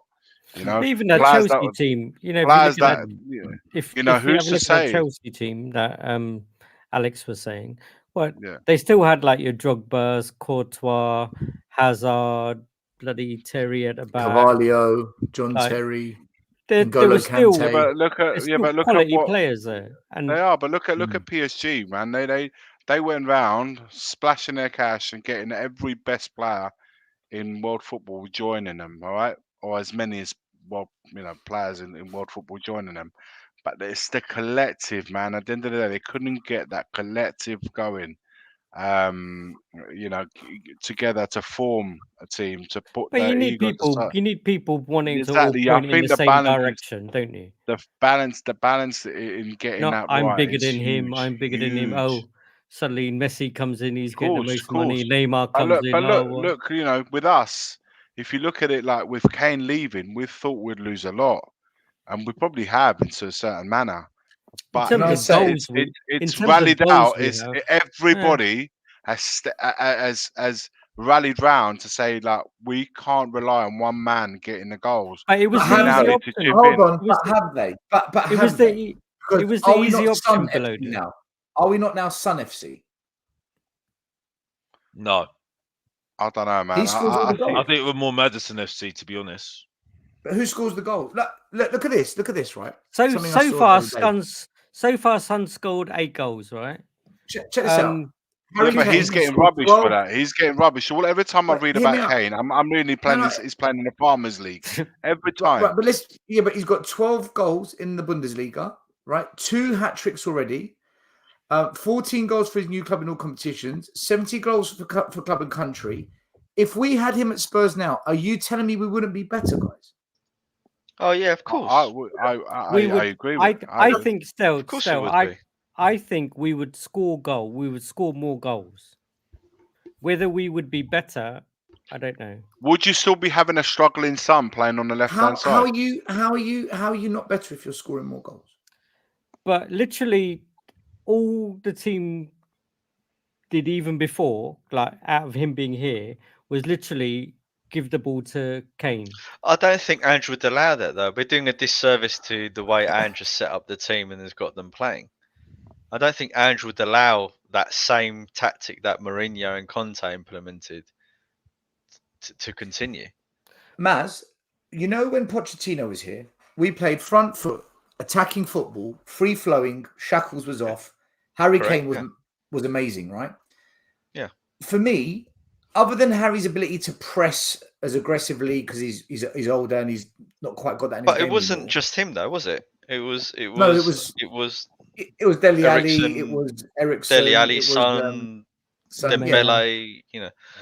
But if you've now got a manager who plays, let's call it the Pochettino old Spurs style, surely we would have Kane and the others all contributing. Yeah, that's exactly my point. I agree with you. Yeah. By the way, this theory. By the way, this theory is not. It's for every other top team in the Premier League. By the way, I'm not just saying this for Tottenham. I'm not trying to be because, like I said, I've opened my eyes a little bit. Like I said, because I thought that stream last week from you, Stelios, and you, Mari, and Sava, it's brilliant, absolutely brilliant. To be honest with you, because I felt that was just. It was just.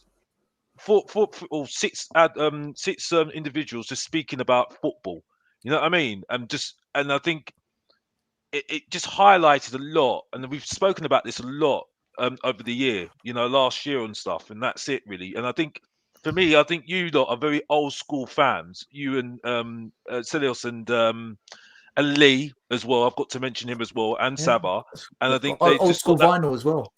Yeah, I know. I just got a way of just knowing what was very good back in the 90s, and that's what I'm saying. That's why I judge what now. You see what I'm saying? That's why I see people like Kulu and Richarlison. I'm not going to talk too much about them, but I see them and sit there and think people are defending these two so much, and I'm sitting there saying, well, I'm sorry. If you're judging it back on what we saw before in the 90s, they wouldn't touch any of those players.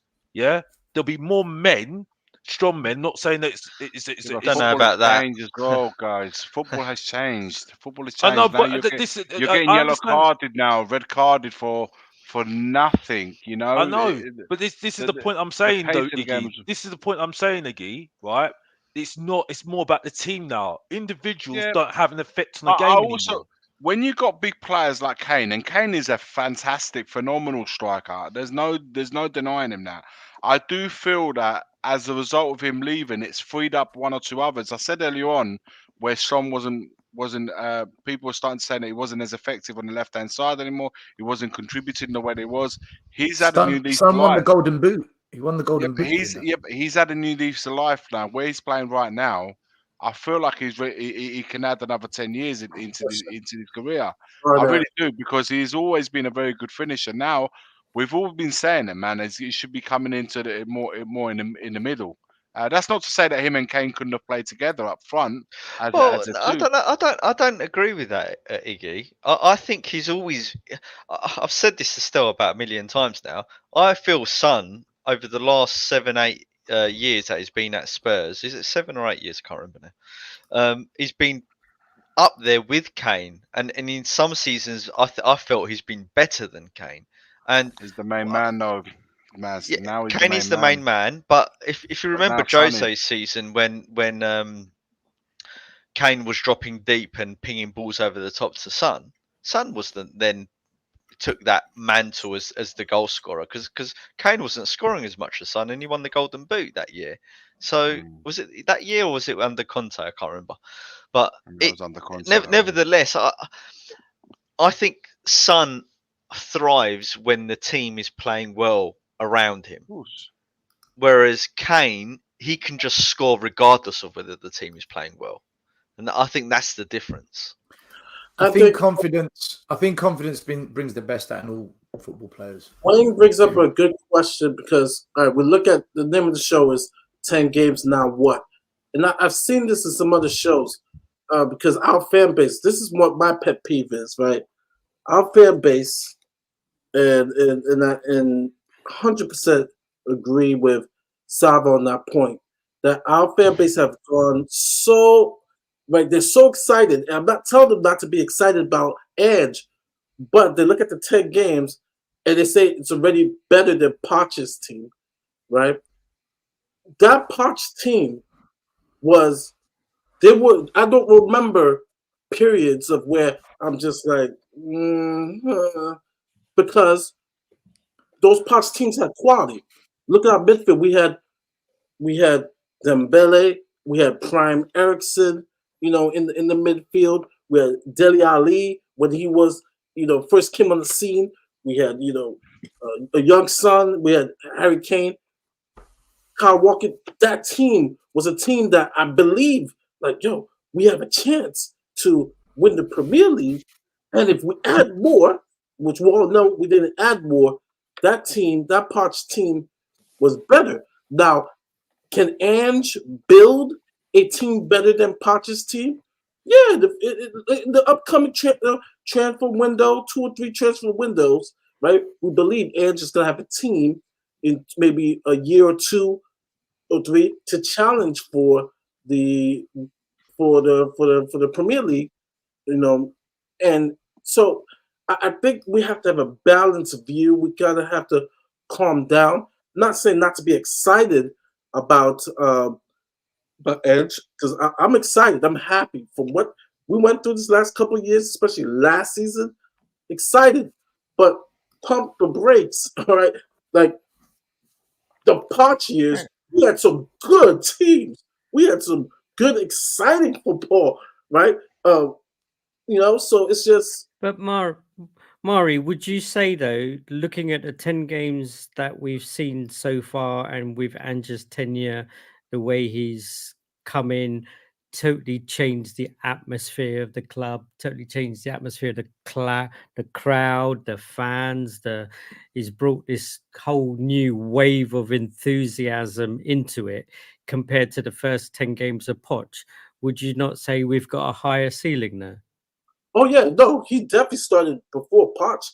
I actually thought Poch might not last because first of all, I agree with with Alex in the sense of when we first got Poch for Southampton, I was more of Louis van Gaal because I'm like, all right, we need someone who's seasoned, coming in, more experience, Pochettino, and yeah, he was an Espanol, but really, which goes to show that for us, we do better with coaches who are like no names compared to, But that's because of the board, though. Because of the board, right? yeah. That's purely because of the board. Because of the board, we are better suited for an Ange, a Redknapp, for a Pochettino, rather than a big money manager like Conte or Mourinho, because how we do business as a club.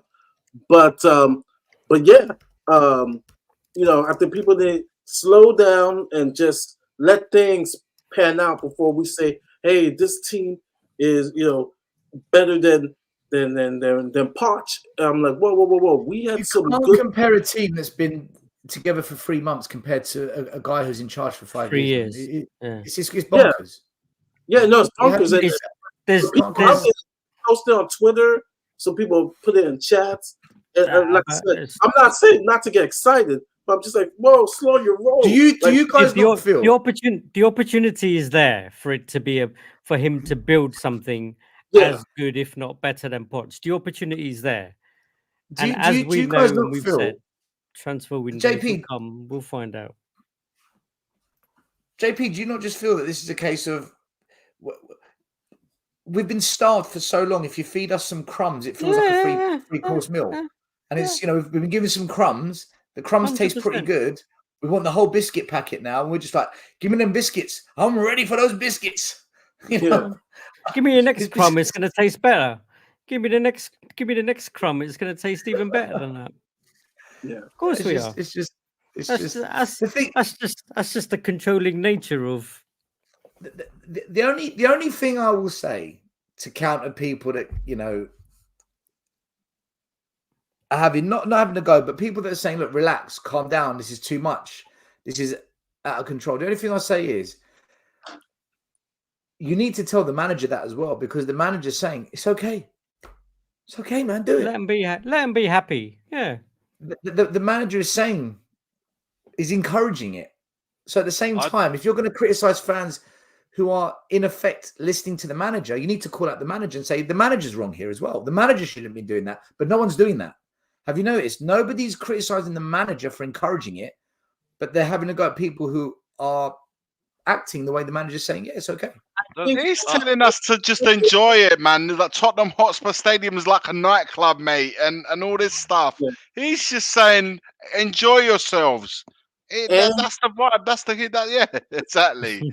That's what he's saying. So it's all good, man. He is so charismatic. Alex, wait. He is so charismatic. He's a smart man. He know that we and just he knows how to deal with the media. You're right, Mari. He knows how to deal with the media. Very charismatic. He knows, right? We came in end of the season depressed. I don't know about you guys. I was depressed about this team, depressed by everything from top to bottom, from Levy to the custodians about this club. Depressed. And just come in and charismatically has us liking the club and be excited about the club. So he's milking this. He's milking this like, hey, feel good about this club. Feel great. Because he knows that everybody, even the people who never say, like, Levy out or challenge the board, were talking. They were talking at the end of the season. They were talking. And to go back at Flav and them, like, they were talking. And now Ange's come in and he's right to do it. Hey, enjoy this, and stuff. And I bet you the board and Levy, they're smiling, they're laughing to the bank like, yes, enjoy it, because we know a couple months ago we were depressed about this club, and so his wife was patting him on the knee, saying, "Come, don't worry, love. It's okay. Everyone's singing Levy out." Daniel. It's okay, Daniel. It's okay, Daniel. Yeah, he's a smart man. Andrew's a very, very smart man. I still need to be convinced, though. Yeah, because it needs to be a long-term plan. I need to see how this is going to breathe. You know what I mean? But I just think how the way that football's changed at the moment. This is where, listen, we're here to talk about, because we can talk about games all day long, yeah. But we've got a game next week Monday, so we've got to talk about something rather than. Do you know who we're playing, Alex? Alex, Huh? do you know who we're playing? Do you know who we're playing? What, playing? Chelsea. We've got Chelsea next week, haven't we? Chelsea. So I just quickly want to give a public announcement that did you know 1 out of every 10 Chelsea fans talks as much shit as the other 9? I have to say, I heard some good Poch songs the other day. I think people need to just calm down the whole Poch thing, because I give credit to Poch, because Poch got through a lot at Tottenham. Yes, he could have won the Premier League. Yes, he should have won a trophy. But he had to work. He had to work with a team at Wembley. He had to play at Wembley for 2 seasons. Yeah, Let's see January. So I think we Alex, you're right. I agree. He had Poch had a lot to deal with, and the expectation kept growing as well at Tottenham because Yeah, and I he was think punching it's above his just, weight. and I think we did punch above our weight a little bit as well. You know what I mean? So, I think in some way, I mean, I've moved on. I Alex, think, if we're in the mix in January, do you reckon this board is going to give him the push to go on and say, "Go on, my son, go for it"? well, with this new director, well, whoever was he called now, Yang Lang, I think, and Lange, Scott Munn. Lange. I think at the moment that, I mean, he's Paratici's starting in still pulling November. strings, Alex. Paratici's Pardon? still pulling strings. Well, yeah, I mean, He's still the chef in we the we kitchen. we still have to give him credit, don't we? Because he's the one that got Simon Davis in Well, it no, and what they've started the done is they've structure, made didn't him. he? They've made him. Yeah, he brought in Simon Consultant Davis, again. but he also brought. He's a consultant, which means he's not employed by Spurs. So if there's any legal backlash, he's not an employee of Spurs. He's someone who's hired for Yeah. third-party services. So they've structured it in a way that's clever. So legally, we're not going to So- get bent over. But at the same time, yeah, tell us, right? Who do we buy next? Who do you recommend next? He's still there. He's doing it. Yeah, I'm Paratici's not still cooking. surprised because I know Levy loves him, so I'm not surprised. He's But done a half but decent job, to be fair, yeah, Paratici. well, on the structure, he's done very well. You know what I mean? It's just now being consistent. But we've already discussed this already because I think you're He got in again. Adogi. He got in Vicario.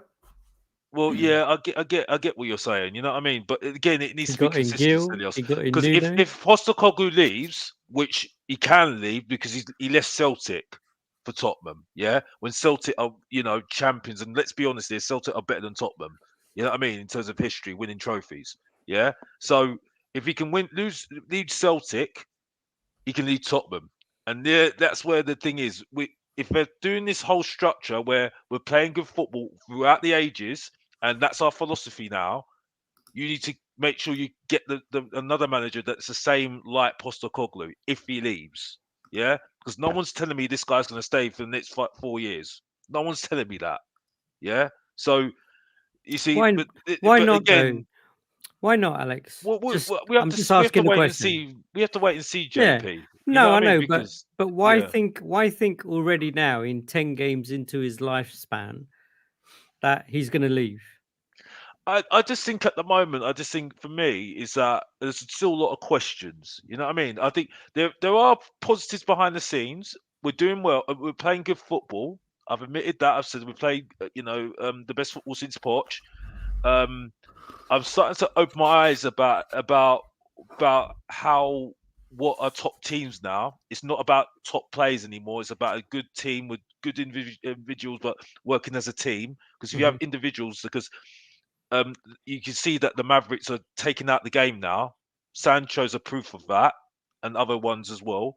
So I just think there's a lot of things have changed now. So I just think for me, and the manager is so important. So for me, I think he might look at it and say, if he doesn't win the big one or trophies, he might say if Liverpool go for him or Man United go for him, he might think, you know what, I want a new challenge. You don't know. You know what I No. mean? It But depends. that It comes depends to the also board, though, if he man. gets that, sacked as that well. goes back Comes to down the to the board, ambition. right? In terms of being able Yeah. to satisfy Guys, him can I and allow him to fulfill his ambition. Yeah. has a Spurs manager under this ownership ever left to go to another club? Because I'm sure they've all been sacked. Well, yeah, that's a good question. That's a good question, to be It's honest. probably But like Glenn Hoddle, I suppose. Didn't He he got go sacked to? as well. He got Yeah, but sacked for those didn't. comments about disabled people, didn't he? No, that was England. But I'm sure he left us to go to England. I'm sure we sacked him, JP. Ah, maybe. No one has left at his own accord. They've all been sacked, all of them, every single one of them. I think we've sacked pretty much. We pulled the Not trigger pretty before much, anyone had a everyone. chance to take. Everyone has been sacked at Spurs. Listen, I want to get your opinions on something, right? So I did a video earlier, and I just want to get your views on it. Okay, so I put a tweet out a couple of weeks ago. Well, not a couple of weeks ago, last week, where I basically put this out. Okay, non-negotiable. Back Ange in January. Back Ange or Levy out. Right, and then I tagged in Tottenham Hotspur, Sky Sports, Talk Sport. I tagged BT Sports, now called TNT. Alistair Gold. We Are Tottenham TV. Love the shirt, which is the Fighting Cock. Last Word on Spurs, and the Trust. Now I tagged them all in. The reason I tagged them in is I want them to talk about this, right? So I'm poking the big child, saying, "Come on, Alistair Gold." Today or yesterday, go look at his latest video. Back Ange, throw everything at Ange in January. So Alistair Gold has said that as well, but without the or Levy out bit. So the difference between Alistair Gold and me is Ali's saying, you better back Ange, just throw everything at him this January, right? Go for it. I'm saying, go for it or get this chairman out. So both of us are saying the same thing. I've delivered it with a Levy out connotation. Right. The Fighting Cock responded to it. And I want you to watch the video and then tell me what you think, right? And this isn't to attack them. This is to challenge the response to me saying, hey, back him or get the chairman out. Okay. This was their reply. When they talk about being contacted through social media, it's my tweet that they're talking about. When do all Tottenham fans owe Daniel Levy an apology? When does that come? This is funny you mentioned this because we got tweeted the other day that the Enoch out people and this is, you mentioned recency bias. I wanted to bring this up. Recency bias. I'm now going, I haven't thought about Daniel Levy really at all. And last season I was like, he's got to go. And recency bias is the cancer of all football punditry because we cannot avoid it. We cannot avoid it. And reality is the last 2 or 3 months of what's happened in your football club won't be relevant to the next, right? Anyway, it is what it is. There are people now who are staunchly Levy out, and I'm thinking that you haven't heard from them. You're like, okay, well, so the purple and gold movement is dead, right? This is the anti-Enoch out sort of colours. But now actually what they've managed to push it down the line, right? And now they're going, Levy out if he doesn't back Ange in January. I'm like, epic reframe. They've reframed it. And how, Jim, what a miserable way to follow a football club. If you are top of the league and you're instantly, 2 months before it's even a factor, looking for something that's about to go wrong. Yeah. Like, fuck living like that. I will not entertain it. You do it, crack on, do what you want. Just keep that poison inside you. And don't fucking spill it out to me because I'm not interested. Okay. People. So that was the reply. Part of me is happy because they're talking about it, and it allowed me to make a video to further talk about it. So in that sense, good. On the negative, I don't know, man. Is it a miserable way to live to demand that your chairman backs this manager after such a great start, or he leaves? Is it poison to say what I've said? What's your take on it? I've given my response, but I'm Stelios. You're Spurs fans as well. How do you take that as a response? I don't understand why he's going on like that. To be honest with you, this is why I don't pay attention to people like that. To be honest with you, it just makes me sick. I just get bored of people like that. And to be honest with you, no wonder I don't listen to him, because I just sat there and thought, well, why don't you just look at it a different way? You know what I mean? It's like it's always about being negative. You get what I'm saying? Because you've got a different opinion to somebody else. Yeah, as a Tottenham fan, I've never been involved in the whole thing about. Yeah, I've said a few things about leaving and stuff like that. Yeah, I don't think he's ever leaving, so I've kind of given up. You know what I mean? Yeah, I'll come to protest sometimes and that's it. But I just think for me, it was kind of a situation where you're sitting there saying, if Tottenham Hotspur is still top, which I don't think there will be, even though what I've said just now, are they going to back him to win the championship? That's all they're asking. That's all you're asking. And then he's starting saying, oh, you're spouting off negatives. I don't see that. It's just because he's so worried about his followers, because he needs his followers to make him, he's to please his followers, because he is to do this for a living. And that's it for me. That's all it says to me. You know what I mean? Because he needs to look positive. If he doesn't look positive, it doesn't look good on his followers. Just say it. Just say it. You get what I'm saying? Is it negative? No, it's not Is it negative. No, it's poison negative. and miserable to It's not. It's not demand? poisonous. the chairman- It's just a buzzword. It's a buzzword that stupid people have to say, and that's it. Yeah. When I have intuitive conversations with people like Kuva and Asthmatic, when I give a different opinion, that's what football is. When I have good a conversation with Sava and you, that's what I have good conversations with. You know what I mean? But it's just you just get idiot, you just get things like that, and it just gets my blood boiling because I sit there and say, you're allowed to listen to the other side. You know what I mean? You are still a football fan that goes to the games as well. You know what I mean? And sit in the same seat that you were sitting before you were famous. You got your 5 minutes of fame. You know what I mean? I'm sorry. It just makes me so annoyed, and that's why I don't listen to Last Word on Spurs, and that's it. Yeah, and other and channels, and that's it. Yeah.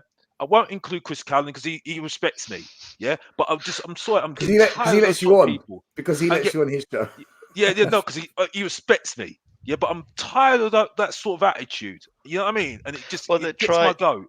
They're trying. The reason why they say things like that is because they're trying to discredit the person, the opposing That's it. view, effectively. That's exactly Right, and to give more credence to their view. So because they're poisonous, therefore my view trumps theirs because they're negative and they're poisonous, right? And that's why they say those words. I mean, my well, my personal opinion still, but for benefit of everyone else, I think that was the biggest load of rubbish I've heard, maybe this year, in regards to anything Tottenham coming out, and I'm actually really disappointed that in Flav and the Fighting Cock and everything, because I've been listening to them for many years, and I always thought that they were quite funny guys, but out of the big podcasts, they're sort of, I always had the opinion that they were quite level-headed on things like this, and they used to be Enoch out many years ago as well. But nothing that he said is logical. It's completely illogical. We have 23 years or 22 years of evidence that justifies why we think the way we do. And we've had good managers, and we've been on the cusp of successes, and we've had brilliant football teams, and we've had good times. But every time we are on the cusp of where we would like to be, or where we think we are as a club, and as a fan base, something bad happens, right? Something catastrophic happens, or with the benefit of hindsight, we look back and we think that was really bad or that was really catastrophic. And what we're saying, as a Levy Out group or channel, is that until the board conduct themselves in a way consistently that changes our opinion, therefore we're entitled to think the way we do. It's not poisonous. It's us all wanting the same thing. We all want success for Spurs. So how we get success for Spurs may be slightly different to the way they want to get success for Spurs. My way of getting successful for Spurs is demanding that the club has ambition and behaves in a way befitting of the stature of the club we are, right? As a high level basic summary of what I want, right? Their way of getting successful Spurs is pretending everything's okay, and then every 3 months they just refresh their opinion and carry on with the status quo. Now, for me, that's unacceptable. For him, it might be acceptable, but my opinion is not poisonous because I want better for my club and my standards are higher than his. He must have really low standards, but my standards are higher than his. So him saying what he said in a very diplomatic way is a big load of rubbish, and it would never stand in an argument because, unfortunately for him, poison, miserable Yeah. fan. Well, Is that diplomatic? That's Did- pretty. no, I'm the saying point. that. No, I'm saying I'm being diplomatic to what they said. I could be Oh, sorry, right. beg your pardon. So, and the thing is, if they ever had the discussion about who's right and who's wrong, they would completely fail because their logic is completely wrong. because the evidence, if you're going to do this from a legal perspective, we have the evidence. We have clear examples of how the board have failed successive managers and the fan base year in, year out. There's a reason why we get bantered by every other fan base, right, and teams around the world because of the way we are. There's a reason why that Levy's fostered this word Spursy, and he's made it a thing, right?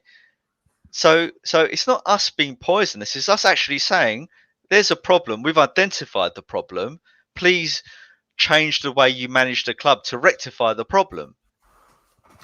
Flav's way of doing it is let's go with the club narrative and pretend that this isn't really a problem and that we're all victims of recency bias, which, as you pointed out in your show, he doesn't actually understand what that really is. Yeah, exactly. Isn't he more about recency bias in terms of suddenly everything's okay now? Yes. So let's all just be like, let's live in this happy space. And absolutely. And we said at the start of the season, we said, right, let's see how Ange does. None of us knew, right, with any sincere degree of certainty that Ange was going to have this good of a start. Right, none of us knew. Well, we knew, apart from Stel, that Vicario, Van der Ven, right, and all the other players would start as would start the way they have, right? But we said, fine, we've started well. We're not going to change our opinion until he consistently behaves in a way that changes our mind, right? And he hasn't done that. He hasn't done that. The very fact that he mentions that we should apologize. What's all that about? That was some wild question. Does Daniel Levy deserve an apology? For that was the question. I'm like, seriously? Does that very fact that he said that makes us forget of the 23 years of poison, right? That Daniel Levy has poisoned this proud club, right? No, Maury, let me stop you there, buddy. Let me stop you there. No. Right, I want to retract what you said, right? Now, I'm not trying to be rude, right? Let's just take factually, right? Let's remove any sentiment, right? We're customers, right? And we go in to buy a product, right? And get entertained. Right, and as paying customers to go and buy a product and get entertained, right, we expect a certain level of service and an outcome for the money we spend, right? He's consistently failed on that metric. As paying customers, he's failed because we pay the highest ticket prices. Therefore, by paying the highest ticket prices, you expect a certain level of success. That's why McDonald's costs $5 for a Big Mac meal, right? And you go into a lovely steakhouse, Goodman's in London, and it might cost you £100 or £200. There's a difference why there's a disparity of prices because you get different levels of service and food, right? So they haven't given us their end of the bargain. Therefore, as paying customers and as supporters, right, they have failed us. So they should be apologizing to us, not us apologizing to them. Not saying, sorry, Daniel Levy, for me giving you my money and you giving me a crap product back. No, I 100% agree with you. That's why I said the very fact that he starts off in the beginning of the video, asking us to apologize to Levy. I'm like, no. Levy has fed us poison. You want to talk about poison? He's fed us poison for the last 23 years of this club. And the very fact that he thinks because of these 10 games, it's basically the parting of the Red Sea. Miraculously, now Daniel Levy and the board now know what they're doing. I'm sorry. There has to be more evidence. 10 games doesn't magically change who Daniel Levy and the board is and how they run this club. It's going to take more than that to be able to convince me. And so I just think, once again, it's those guys who, and it's just weird. For me, it's weird. I was watching Spurs in the I was watching Spurs in the 90s, but it seemed like it was dire, so dire, no pun intended. Daniel Levy and Joe Louis saved the club from the pit. Now they're making buku bucks, millions and billions of dollars, and it's now for us to be grateful. Oh, they have done that for us. But the thing about football is putting quality on the field, a winning quality of the field, a title winning, a trophy winning on the field. And for the 23 years, we have not got that. We've got financial success, and it seems like the Flavs of the world, all these guys, they're really happy about the financial success, but they forgot about the football success. So for those guys, you know what? I'm not apologizing to Daniel Levy anytime soon. You didn't give any example anyway. You didn't give any example. All One second, Iggy has to go, guys. There you go. Iggy, I know you got a chip, bro. No, I'm gonna shoot off, guys. All I'm gonna say on the subject is I don't know the guys from Adam, apart from that few minutes clip there that you just put on. The sad fact of their reply to your tweet is that the fact that one, they didn't debate it. Two, they didn't counter argument. All they did is try to discredit and rubbish what that tweet. That's all they did, and that is they've done a disservice on themselves because they're cool. You can disagree with people, you can debate people, you cannot even after you debate them, you can still have your remain of that same opinion, like they can have the right to remain with theirs. The fact that they just what tends to happen in modern day society, it seems that to amplify your argument, you completely discredit, you rubbish, and you put Yeah, people yeah. in a Down, bubble and say down someone they're else.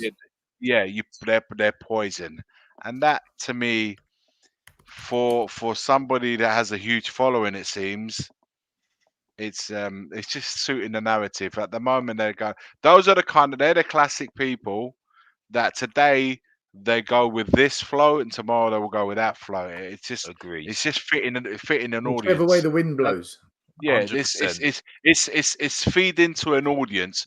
We here have remained always very stern, very firm into what we believe in. You're right. We don't want to make this a Levy out thing and anything like that because of the things are doing. For the team's doing really well and stuff like that. But for me, and I say this how I started this show, is the proof will be in the pudding. Will this board do the right thing for this team, manager, players, fans to keep this going for as long as possible? That's the question mark I have with them, which is why I won't completely go. Probably with a majority full in until I see that, man, because we've been stung too many times by this board and by these owners, and until they answer my questions, I can't be on board on that. That's why I'm at with it, man. Big up, Iggy. Guys, Big up, I'm gonna Iggy. shoot, man. Big up everyone. Big man. up to the panel. Big up to everyone in the chat following. Make sure you guys, as always, smash that like and subscribe to the channel, man. Ciao, Other than man. that, Ciao. I'll see you guys tomorrow. Take Big care, up, man. big up, Bye-bye. Iggy. Good night, Iggy. I mean, the only thing. Sorry. Proof, bro. Yeah, but one thing as well, right? About having this poisonous mentality and all this stuff.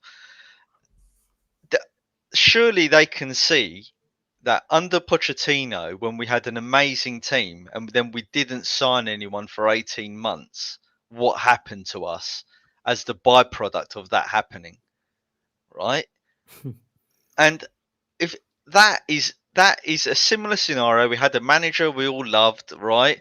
I'm not saying we all love Andrew. At the moment, he's doing great, and we were all, love him for that, I guess, right? But we had the manager we all were behind, we all loved. We had a great football team, right? We thought we were going to take the next step and start winning trophies, right? Then the board decides not to back him, right? For 18 months, that's 3 transfer windows effectively, right? And then from then on, it's been downhill for the 5 years after that.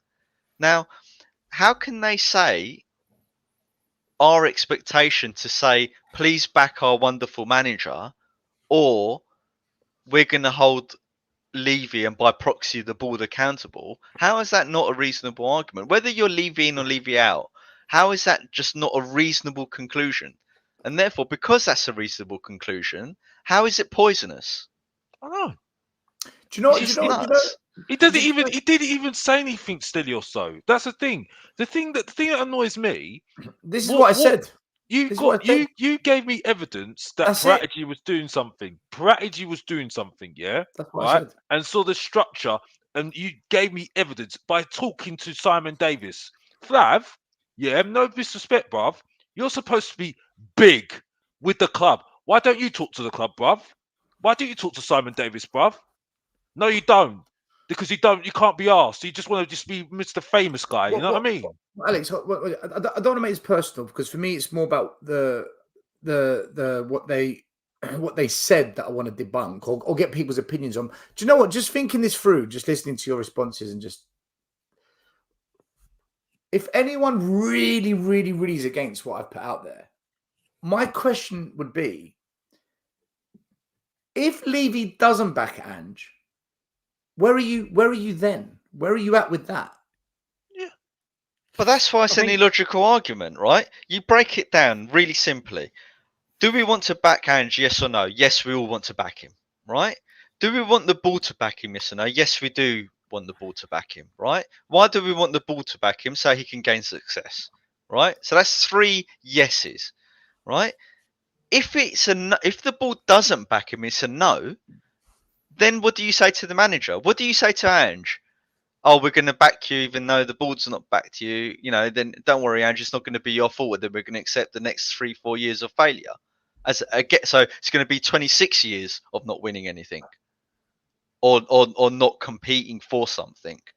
The logic doesn't stand up. Which is where Alex's fear will come in, because he'll just pack his bags and walk out the door, right? Well, he will, yeah. Possibly, And that's my. I think one of the points also is the fact that the reason I'm Mr. Levy out, and that's purely because I've come to the end of my tether, and I've seen for myself that the football club and the players are not, the success of the football team is not the utmost priority, the number one priority. Me as a football fan, as a fan of Tottenham Hotspurs, that's my priority. That's why I pay the money to go and watch him. That's why I used to buy, all of my kids used to have the shirts and things like that, right? That's me as a fan, which is what I pay money for. I can clearly see from his point of view, it's not. We went through the potch, 3 windows, as you said, Maz. We then got a really good manager who can win now, just about to get into a final with him. If there's any manager you would choose to be your manager for 1 game in a final against City, you would pick Mourinho. Out the door. That then told me something. Then we go and get another manager who we all said, why is he getting him? He's going to want big players. Oh, he's changed. Maybe he's changed. Maybe this, maybe that. Another chance, another life he got. It's a reoccurring theme, isn't it? So come now. It's not recent either.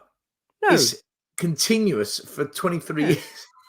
And while we're in this happy place, and it's fine to be in this happy place, and we're all in this happy place. We come out there singing. We go in there singing. We're all walking about. I'm certainly walking about, holding my head held high in a Chelsea area, wearing a Spurs top, loving it at the moment. But I would still question the fact that out of all the things I've just said, out of all the things the board have done from a footballing side, there's no reason why you should not question. Here's an opportunity. We can see it in 10 games. Mari said it earlier.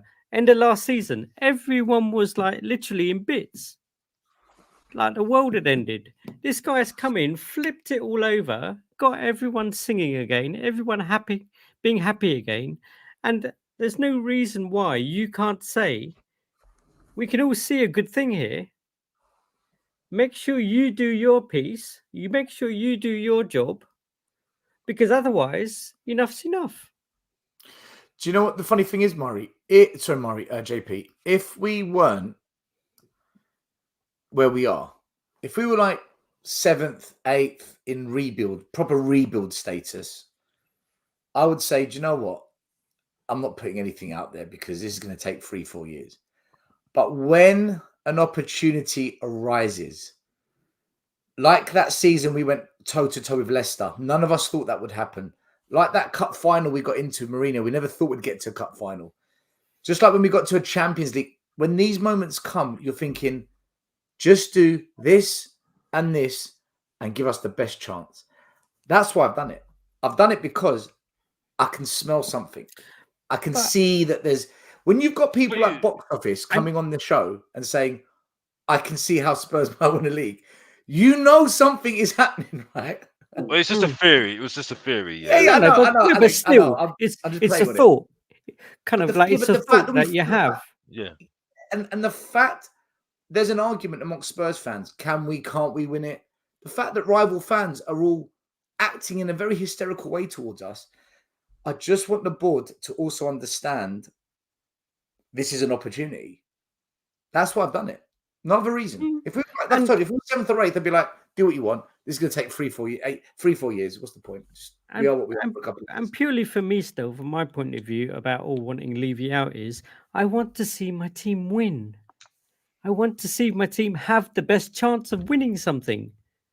And from what the structure is saying at the moment, they're saying that you're saying from what Simon Davis said, this structure that is playing good football, free-flowing attacking football, is to win at the moment. But this needs to be consistent, and this is where we have our doubts, because we've seen this before. You know what I mean? You brought in Johan Lang, you've got Scott Munn, you've got Postecoglou. Is this a dream? And Simon Davies. Yeah, and Simon Davis. So is this a dream team at the moment that we had under Poch, Paul Mitchell, and Paul Mitchell and was it John McDermott, right? And the whole thing with Martin Yeo and Frank Arneson, yeah? Or is it going to be a nightmare like Villas Boas and I forgot the other person's name anyway, but yeah, Nuno? No, the Italian person Conte? from Roma. But was it Baldini? Baldini, that's it. Baldini. Yeah, Baldini. You know what I mean? And all the tragedies we had, like Kamoli and Martin Yeo and all that. You know what I mean? Alex, from what I can see in the club, this is definitely a big positive that's happening. Very good. The look, the optics, the performances, like the 16s, the 18s, and the 21s are currently doing really well. Well, they're doing really well at the Really moment. well. It's showing, isn't it?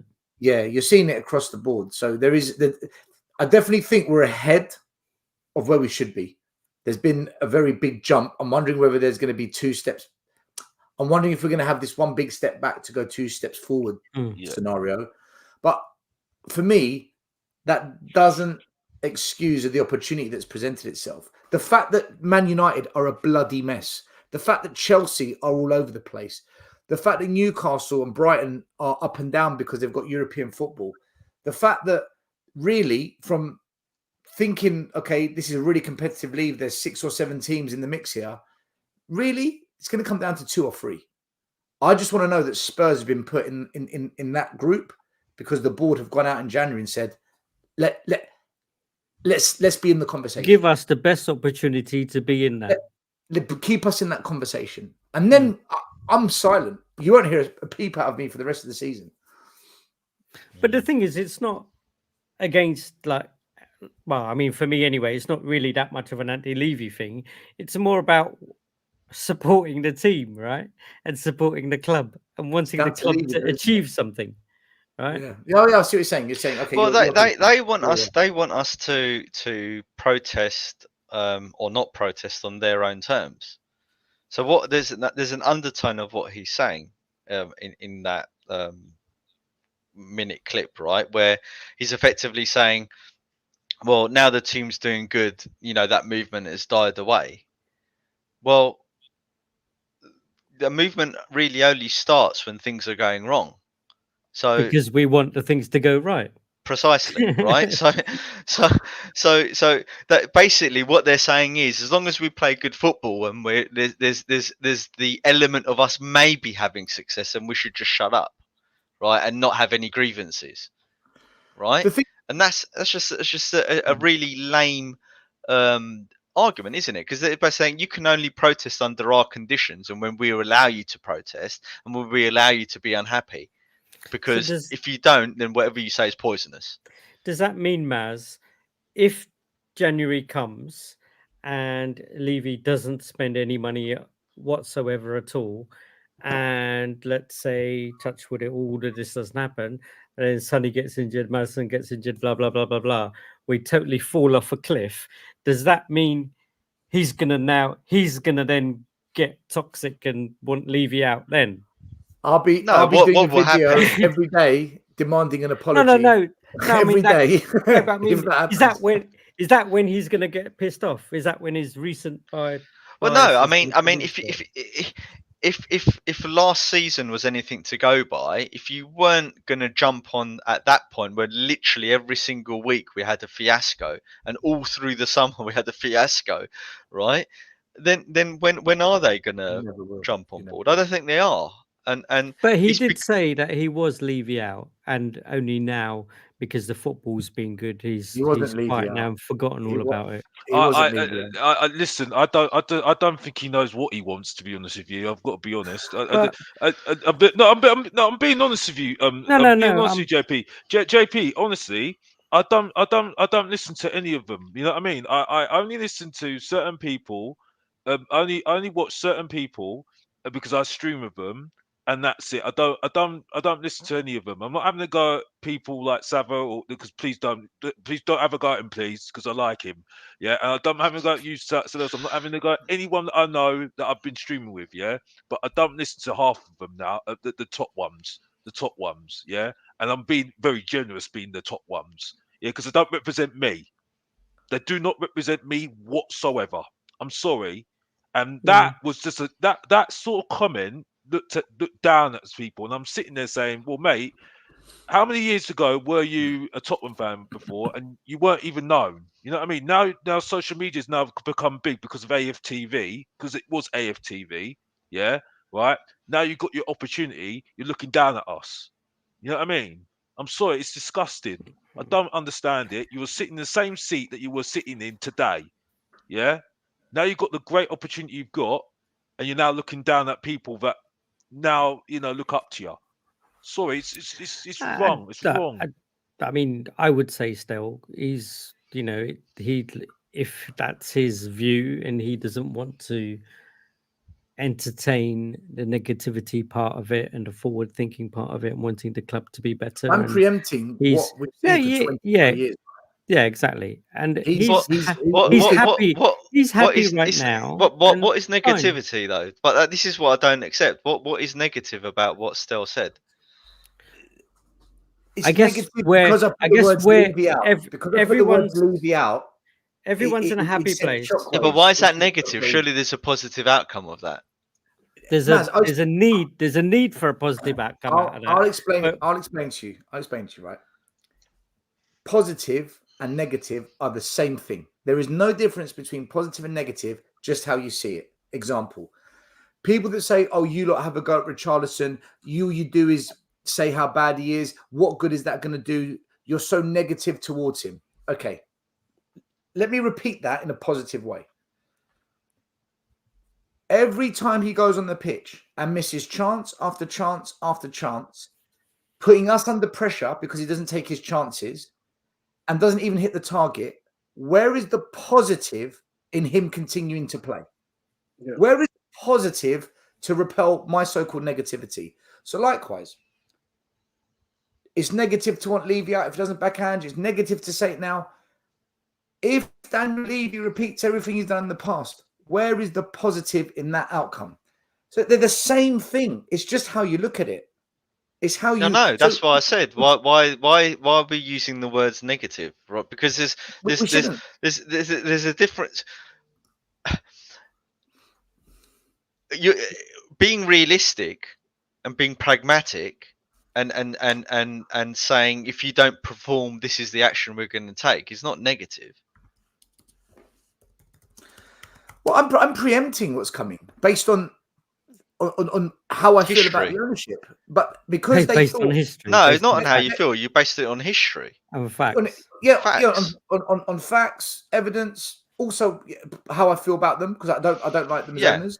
But they thought, oh, because we're playing good football, you lot have gone. No, for me, there's no way I can protest and pipe up now, because, like you said, last year was the height of Levy out and ENIC out. It was really becoming a mainstream conversation in sports and with pundits and ex-footballers and fans. Then, during that, I was being called a paedophile. Brian Daigle was being called a racist. So now that it's all died down, imagine I did it now when times are good. I'm going to get stabbed.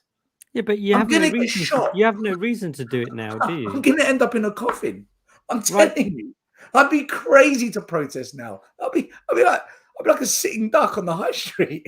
Yeah, but right now, you don't have a reason to protest, do you? I'll be like drive-bys, old school Tottenham style.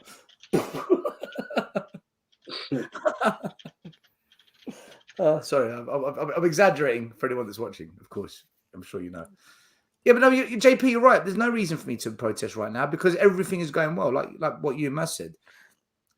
You protest because you want it to go well because they're not doing the right thing. But in the summer, they got a good manager in. The transfers were bloody good.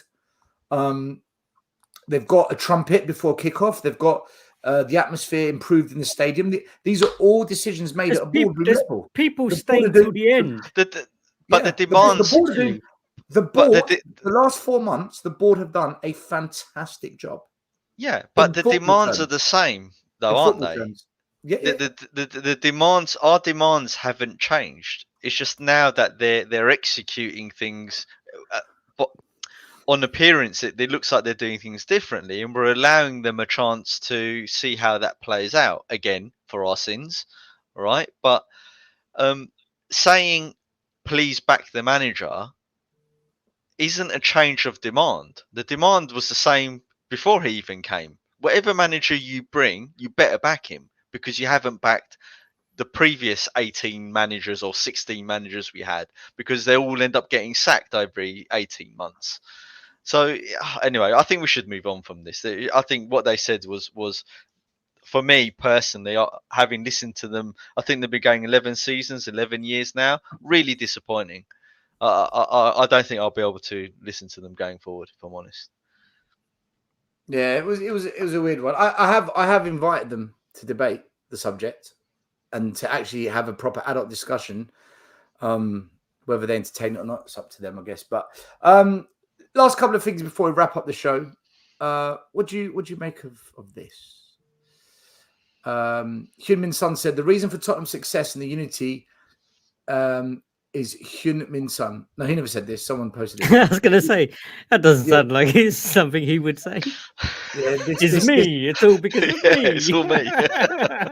This is such a Will Stewart thing, right? He's the best captain in the world. Players like Virgil van Dijk, Bruno Fernandes are those who show authority on the pitch, but also players who may be intimidated, who might be intimidated in the dressing room. You cannot be yourself around them. This is not the case with Son. He's like the brother you cannot count on. He's like the brother you can count on.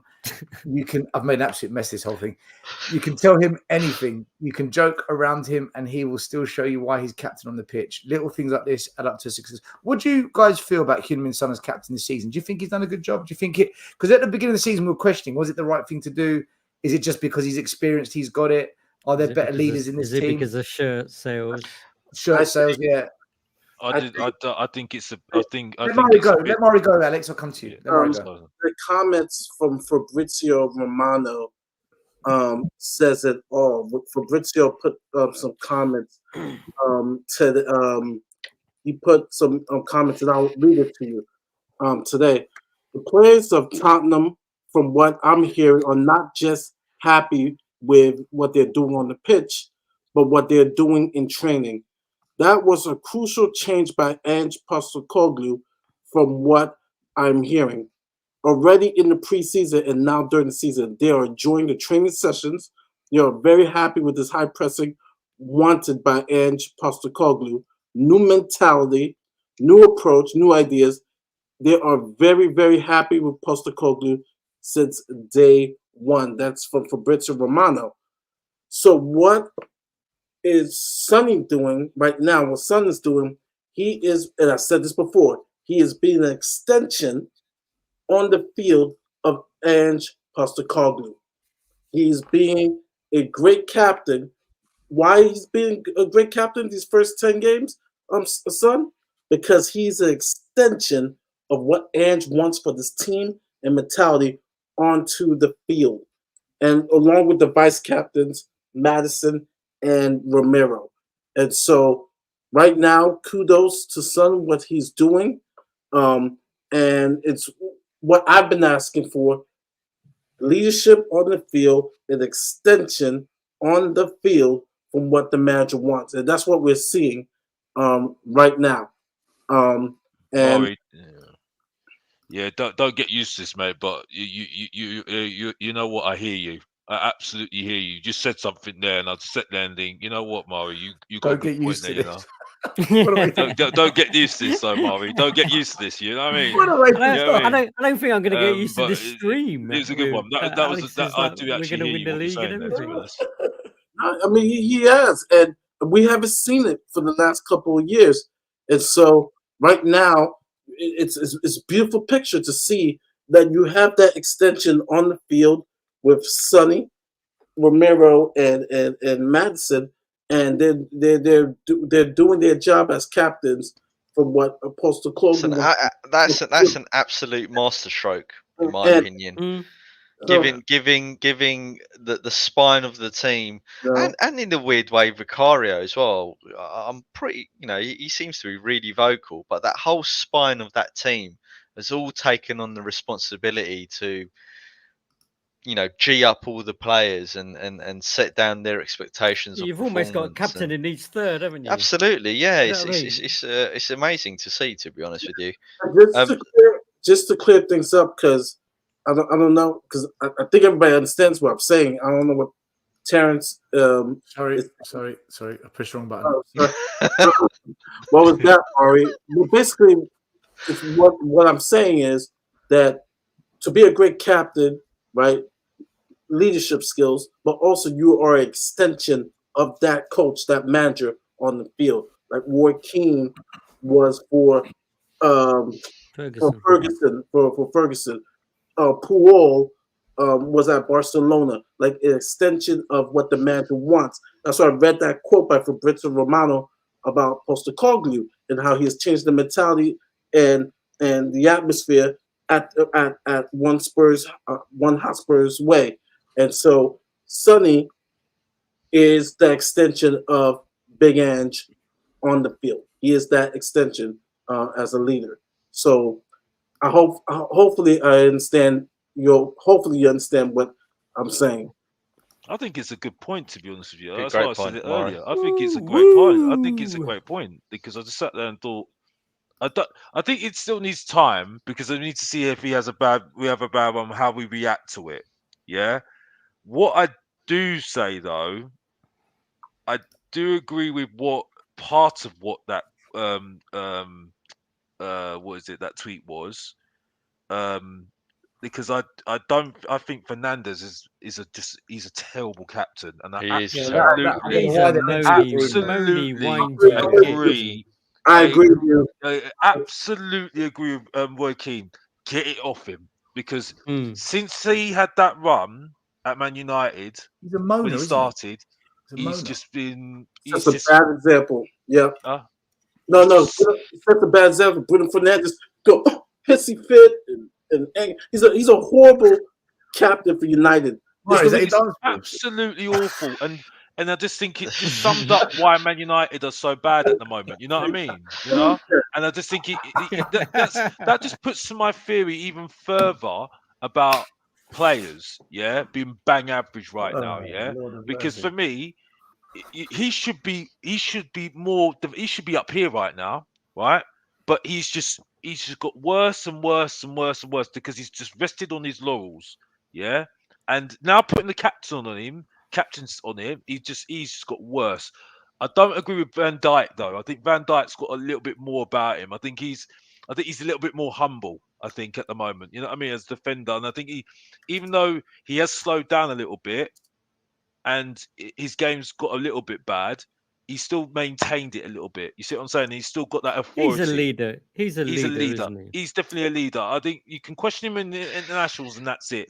But I can see what Mari's saying. I just think it needs a little bit more time to see if he has a bad run. But he makes a fantastic point. He's an extension of because Big Ange, for me, I think I can see what he's talking about because Big Ange just put the trust in him, and I think he knows that everyone trusts Song as well. You see what I'm saying? Throughout the years, you see what I'm saying? So I think it's a great point from Mari, to be honest with you. And that's it for me. Yeah. One more. I've got another one. Mari, don't get used to this, by the way. Yeah, Mari, don't get used to this. I'm only joking with you, Mari. I'm only joking with you, Mari. Ask my boy, man. Pep Guardiola has said, look at Tottenham, how well they are playing. They will be there. Where there means, I don't know. I'm guessing he's saying in the mix. But he's then said, look at Spurs, how good they are. Playing one game a week, fresh all season. Spurs will be there for sure. Yeah, because he's seen the way. Wait, hold on. 1 minute. My question.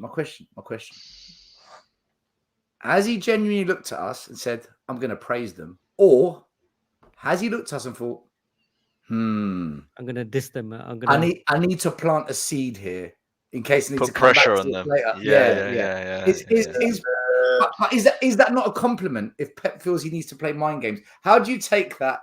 How do you take those comments from Pep, guys? Well, you just said it still, so let's answer it. No, I'm saying,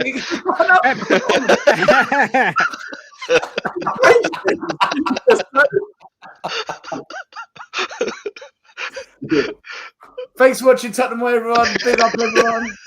It's another great week. Good night.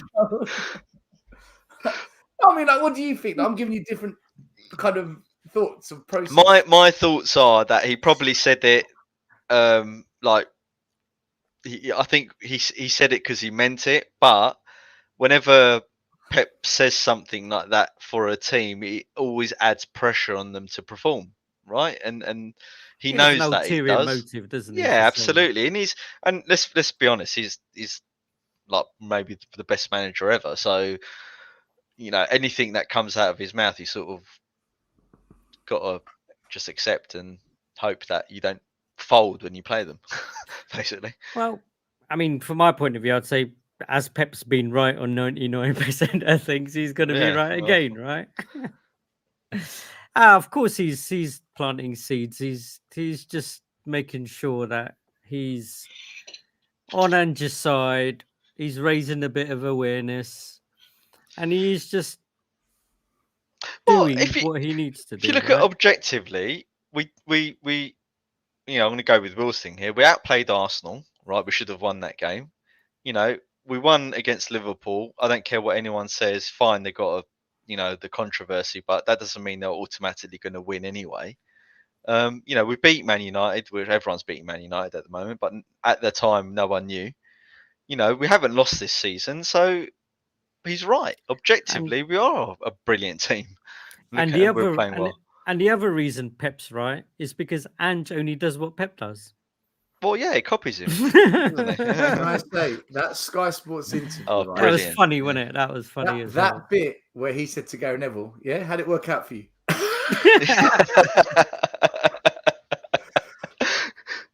and then the bit at the end when he said to the guys, "Like, see you I'm later, gonna go Stan." watch. Yeah, go Go watch it. Do you know what? It's good that he's got that banter about him because I think what's nice about Ange, something I really like, he doesn't take himself too seriously. And I think that feeds off onto the players. The players know, listen, all right, you can have a bit of a joke. You can have a bit of a... You need that. You need to be able to just be you and just laugh at it sometimes as well. So, and Carragher and Neville, they laughed it off as well. Man. It was nice. It was nice to watch. They were creasing up, weren't they? They loved it. I don't think Chelsea's gonna. I still think that we've got some tricky games coming up. I think Aston Villa are going to be a tricky game. I think Oh, West gotcha. Ham is definitely going to be a tricky game. Manchester City's going to, we all know that already. Chelsea's going to be a tricky game, even though I heard the crap that someone said, oh, they've got fantastic XG. I mean, honestly, why do people dig a hole for themselves? Honestly, you know what I mean? I think every game, Alex, is a challenge, right? Yeah.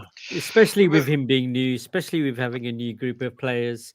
Like everyone's still learning, right? So as each game comes by, the challenge gets harder. You know, I'm not worried about getting like the thrashed by challenge Man gets City. different. I'm not getting worried about getting thrashed by Man City. Why? Can I Yeah? ask you why? I Why don't would think we will. I don't think we will. I don't think we will. No, because I looked at the game yesterday, and Manchester United still had chances. You see what I'm saying? And Man they United were still, rubbish as well. They were yeah. terrible. So I think we can score. You know what I mean? And I'm not afraid of getting thrashed, to be honest with you, because that's another test for us, and that's it for us. We will lose a game. You know what I mean? It's coming. It is coming. You know what I mean?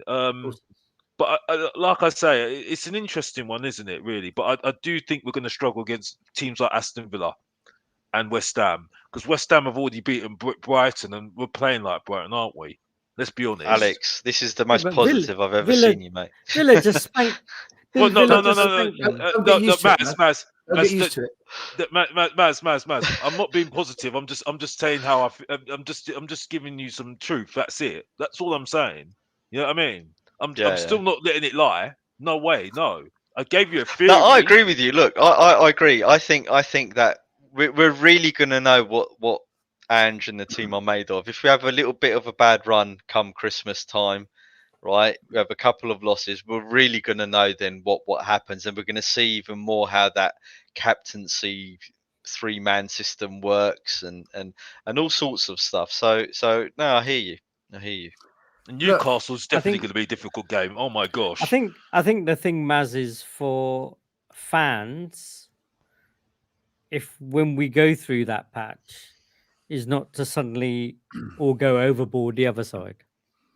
Well, that's why I don't want to get carried away with us being top of the table and you know and where we are now, because we have had brilliant runs under all of our managers, even under Jose, Conte, This is the Pochettino. best since 61. Well, you know, Guys, how many records did we break under Poch?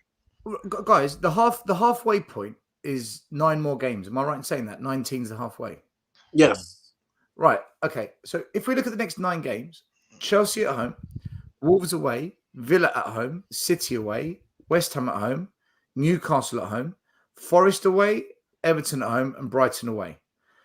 Out of Really those hard. games, That's a really hard fixture list. 3, 6, 9, 12, 15, 18, 21, 24, 27, right? So 27 points up for grabs here. I think Chelsea 1, West Ham 2, Forest 3, Everton 4. So minimum is 12 points. Minimum. Then you expect us to beat one of Villa, Newcastle, Wolves, Man City, Brighton, at least one. So let's say 3, 6, 9, 12, 15 points. 15 out of 27. Is that the end of the world? I think that judging by how well Aston Villa, Newcastle, Brighton to a certain extent, and Man City are doing, if we can get 12 points out of that batch of games, it will be pretty good going, if I'm honest with you. What, 12 out of those 4? That means to beat them all. No, out of the total 9 games that you said. 12 out. That's 12 out of 27. That's not even half the points. 41. I know, but there's no winning guarantee 4 we're games. going to beat Aston Villa. There's no guarantee we're going to beat Man City. There's no guarantee we're going to beat really any of those teams. If we're honest, apart from Nottingham Forest, Everton, and Wolves, maybe. Right now, with the players we've got fit, we can only go by what we know. Do you guys expect us to beat Chelsea on Monday? Yes. I think that could be a draw. All right, let's go with the majority. The majority say yes, right? Let's put 3 points. Okay. Then we've got Wolves away, and they've just lost Neto, arguably their best player. He's out. Yes, we'll beat those. Yes. Yeah, I Win. think just. Neto's out, yes. Because I All thought right, it was, I was looking at the draw if Neto plays, but yeah. All right, victory. so let's say 3 more points. Then we've got Villa, but we're at home. We're the home team. No, Yeah, I but think look what happened last season. I think that's going to be a very tricky game. The Should way I that draw? the way that they played against Brighton, They were at home. I think, and also their manager. I mean, that manager is very clever. Villa's playing real good. All right, let's and they've got Watkins as well. So Van der Ven can't get away with getting last ditch challenges anymore. You know what I mean with him. You know. All right, So let's put a draw. Let's put a draw. But Okay, Van 'cause der we're the home Ven team. and Romero, I don't think they've come up against the defense like that yet, have they? No, and Basuma holding. Let's put 1 point. We'll call it a draw, right? Man City away. For argument's sake, let's just put a loss. Just for the sake of argument. Right? You never know. Right. Then we got West Ham away. West Ham at home. At Win. home. draw. Well, True. I still say that. I I say still win. don't think that's certain. I don't. I don't think. When's It's the their last? cup final, isn't it? When's the last time we haven't beaten West Ham at our ground? we'll beat West Ham. We We'll always West beat them at Ham. our ground. But they have improved. They beat Brighton again as well. You know, they gave Brighton a They game. You know. lost to Everton. We lost 1-0 to Everton at Yeah, home. but because that's a win, Everton man. sat back, that's the thing, and they played on the counter. So that when West Ham are against them, and that's it. They've got Bowen. Name one top team Everton, West Ham have beaten in the top 6 this season. Good question, to be fair. I'm putting a but win. still, I'm putting a win. It's a win, man. It's like the cup final, isn't it? I think that's a It's tricky like game. I think the that's cup going to final. draw. We'll I've put a seen win, right? enough Well- West Ham games at home to. Newcastle at our ground. 4-3, Steltieri. Yeah. That's another difficult one. I don't think we're gonna go undefeated at home. I think we lose that one. Yeah. These Who are do all Newcastle? These are all big games. All right, guys. I'll tell you what. Against Newcastle, just for argument's sake, just for argument's sake, I'll put a loss against Newcastle, even though we're at home, just for argument's sake. But against Forest and Everton, I'm putting 2 wins. Okay, Okay, Forest fair and enough, Everton, then. 2 wins. Then Fair we've got Brighton away. Oh, that's a tricky one. That is a tricky one. Draw. Yeah. 5 days. Because I think we'll score goals. I think we'll score because they haven't got a goal scorer. I think they got goals all over the place, but they're not It scoring, depends. I put a draw. I think we win. This is 5. It's 5 days off. The reason why I have us lose to Newcastle at home because it's the games on the 10th. There's a game on the 7th, and it's close. So how many points have we got there then? Still? All right. If we say so, out 18. of 27 points, assuming we draw with Brighton, it's 3, 6, 18. 7, 10, 13, 16, 17 points. Yeah, so, see, I well, look, I hope we win all our games. Obviously, 17 points, and assume, guys, and during those 9 games, Arsenal, Liverpool, Villa, and City can't drop points. I think, honestly, guys, at the halfway point, we're in a title race. If we're just going by the numbers on the board, not realistically how teams finish a season, what happens in the transfer window, injuries, assuming we're injury free as well. That's a massive if, right? But it looks, if we go by what we just did there, it looks the big, and this is the factors we were talking about earlier. The problem for me, let's say we do exactly what you said. We get 17 points and we're in that race. But come January, we're losing 3 of our first team players, and you lose 3 first team players out of your best 11. Right. They only missed 3 games. One's an FA Cup game. So if we get an easy cup tie, that's not a problem. Man United away is a real kick in the teeth because they're there for the taking. So that is a stinker. And then I believe we'll have Bentancur back. We've got him back. Then I believe I'm right in saying then it's Everton away. They're the only 3 games they missed because there's a winter break. Who's gonna be our central focal point? Richarlison. Yay. Well, Villiers. Maybe It'll Scarlett have to can be. go. Is he really gonna? I just Is he can't better than see Ange Richarlison? dropping Richarlison for Villiers. I just can't see it. Then we're dropping points. This is what I mean. Hold on, I'll tell you the games we missed now, right? The 3 games they missed are the FA Cup, and then where's January? Man United and Brentford at home, at our ground. So the only 3 games they missed are FA Cup, Man United away, and Brentford. It's not the end of the world. They're going to be knackered. They might miss a game to rest up. But They might get an injury. But there's a break because from the 31st of December. There's a break, then there's another. There's a winter break. There's a winter break. Yeah, we'll see, mate. You know what? What's exciting about this season is we could just win every single game. That's the exciting bit about it. We could just keep winning. We're gonna find out. Yes, Maz. Boys and girls, we're going to call it a night. We've been going for almost 3 hours. Again, this trying to stick to 2 hours never works. I give up. Big up to everyone in the comments tonight. Respect to all of you. Big up to the people that sent us super chats. Anthony, thank you so much. Gagoon with a couple of super stickers. CDC1205, new channel member. Thank you so much for becoming a channel member. JP, final words? Final words. Enjoy the moments we have now because we've been through pain. There'll be pain in the future. So while we're at the summit, sniff the air, enjoy the times.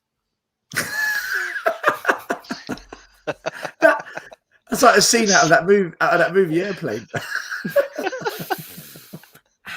I love it. Sniff the air and enjoy the times. Alex, box office. Final words. When you're next on, who you streaming with? Any shows you got planned? Yeah, Mr. Box Office is always around. I'll be working on less reactive content this period, especially now we've got lots of international breaks now these days, which should be a best period for me at the moment, and that's it to get me up to 1,000 subscribers, which would be great as well, to be honest. Like I said tonight, like this is not me being. I don't like the word positive. It's just being real, and that's it. Just giving my own theory, giving my own thoughts on things, and just giving my thoughts on football, and that's in general. Because at the end of the day, we love playing football, we love watching football, and that's it, and that's all it is, and that's it. But it's Mr. Box Office TV. Like I said, we're fresh, we set, we start. We started last on Friday. Like we gave it a little bit of a theory last time. You'll see more of that, and that's it. And like I said, the top 5 bang average, best, worst is coming soon, and that's it. And that's it. And that's all I need to say. And that's it. Back to you, Celeste. I'm done. If you don't know, get to know. Make sure you subscribe to Mr. Listen to me. I'm so tired. Make sure you subscribe to Alex's channel because he's on the road to 1,000. He's almost there. Let's get him there, guys. Come on, get him there. 1,000. Let's go. Come on, people. Let's go. Mari, final words, brother. Well, final words is that we're top of the league. I've got so much. You know it, Phil. You know it. Sorry, Mari. I'm just getting. We know that we have a lot to do. You know, this is. You know, the only way we can sum it up is just that it's a good start. It's a great start. One of the best starts in the club's history. Enjoy that. But there is a lot to do. Even to, you know, top 4, you know, even that there's still a lot to do. But I feel we've hit our objectives in regards to finding an identity in the first 10 games. That's what I wanted. And now that we're atop the league, okay, now those expectations have changed a bit in the sense of, okay, now we can challenge for top 4, you know. as long as everything goes right in regards to our club, with injuries and, if we can add on to the depth. But yeah, it's a great start. And then on Wednesdays, Spurs Lounge, we talk about Pochettino, his return to Tottenham Stadium. Taboo or not taboo? That is the question. Love it. I'm tuning in just for that, man. I'm tuning in just for that. Listen, what kind of fun of words is this? Taboo or not taboo? Sniff the air and enjoy. See, we are cultural on here. It's not all poison and negativity. If there was anyone I was expecting to hit me with one at the end, it was Alex, and he was the calmest one out of everyone. Oh dear. Check out the Wednesday show, guys. Taboo or not taboo. Maz, have you got anything exciting to end with, or are you just gonna mud me? I just can't. I'm out. I'm done. People, thanks for tuning in as always. We'll be back on Wednesday with Mari. North London is ours, is on Thursday. I'll be doing a preview show to the weekend's matches on Friday, and then we have got a Monday night live watch along and post match show. Myself and JP will be at the stadium with some match day content for you as well. Check it all out. As always, thank you for tuning in. God bless you all, and we're out of here. Bye. Much love. Bye. Much love. Let's go. The first game we look for, Robbie. Tottenham away. When we got Tottenham away. Tottenham away. When we got Tottenham away.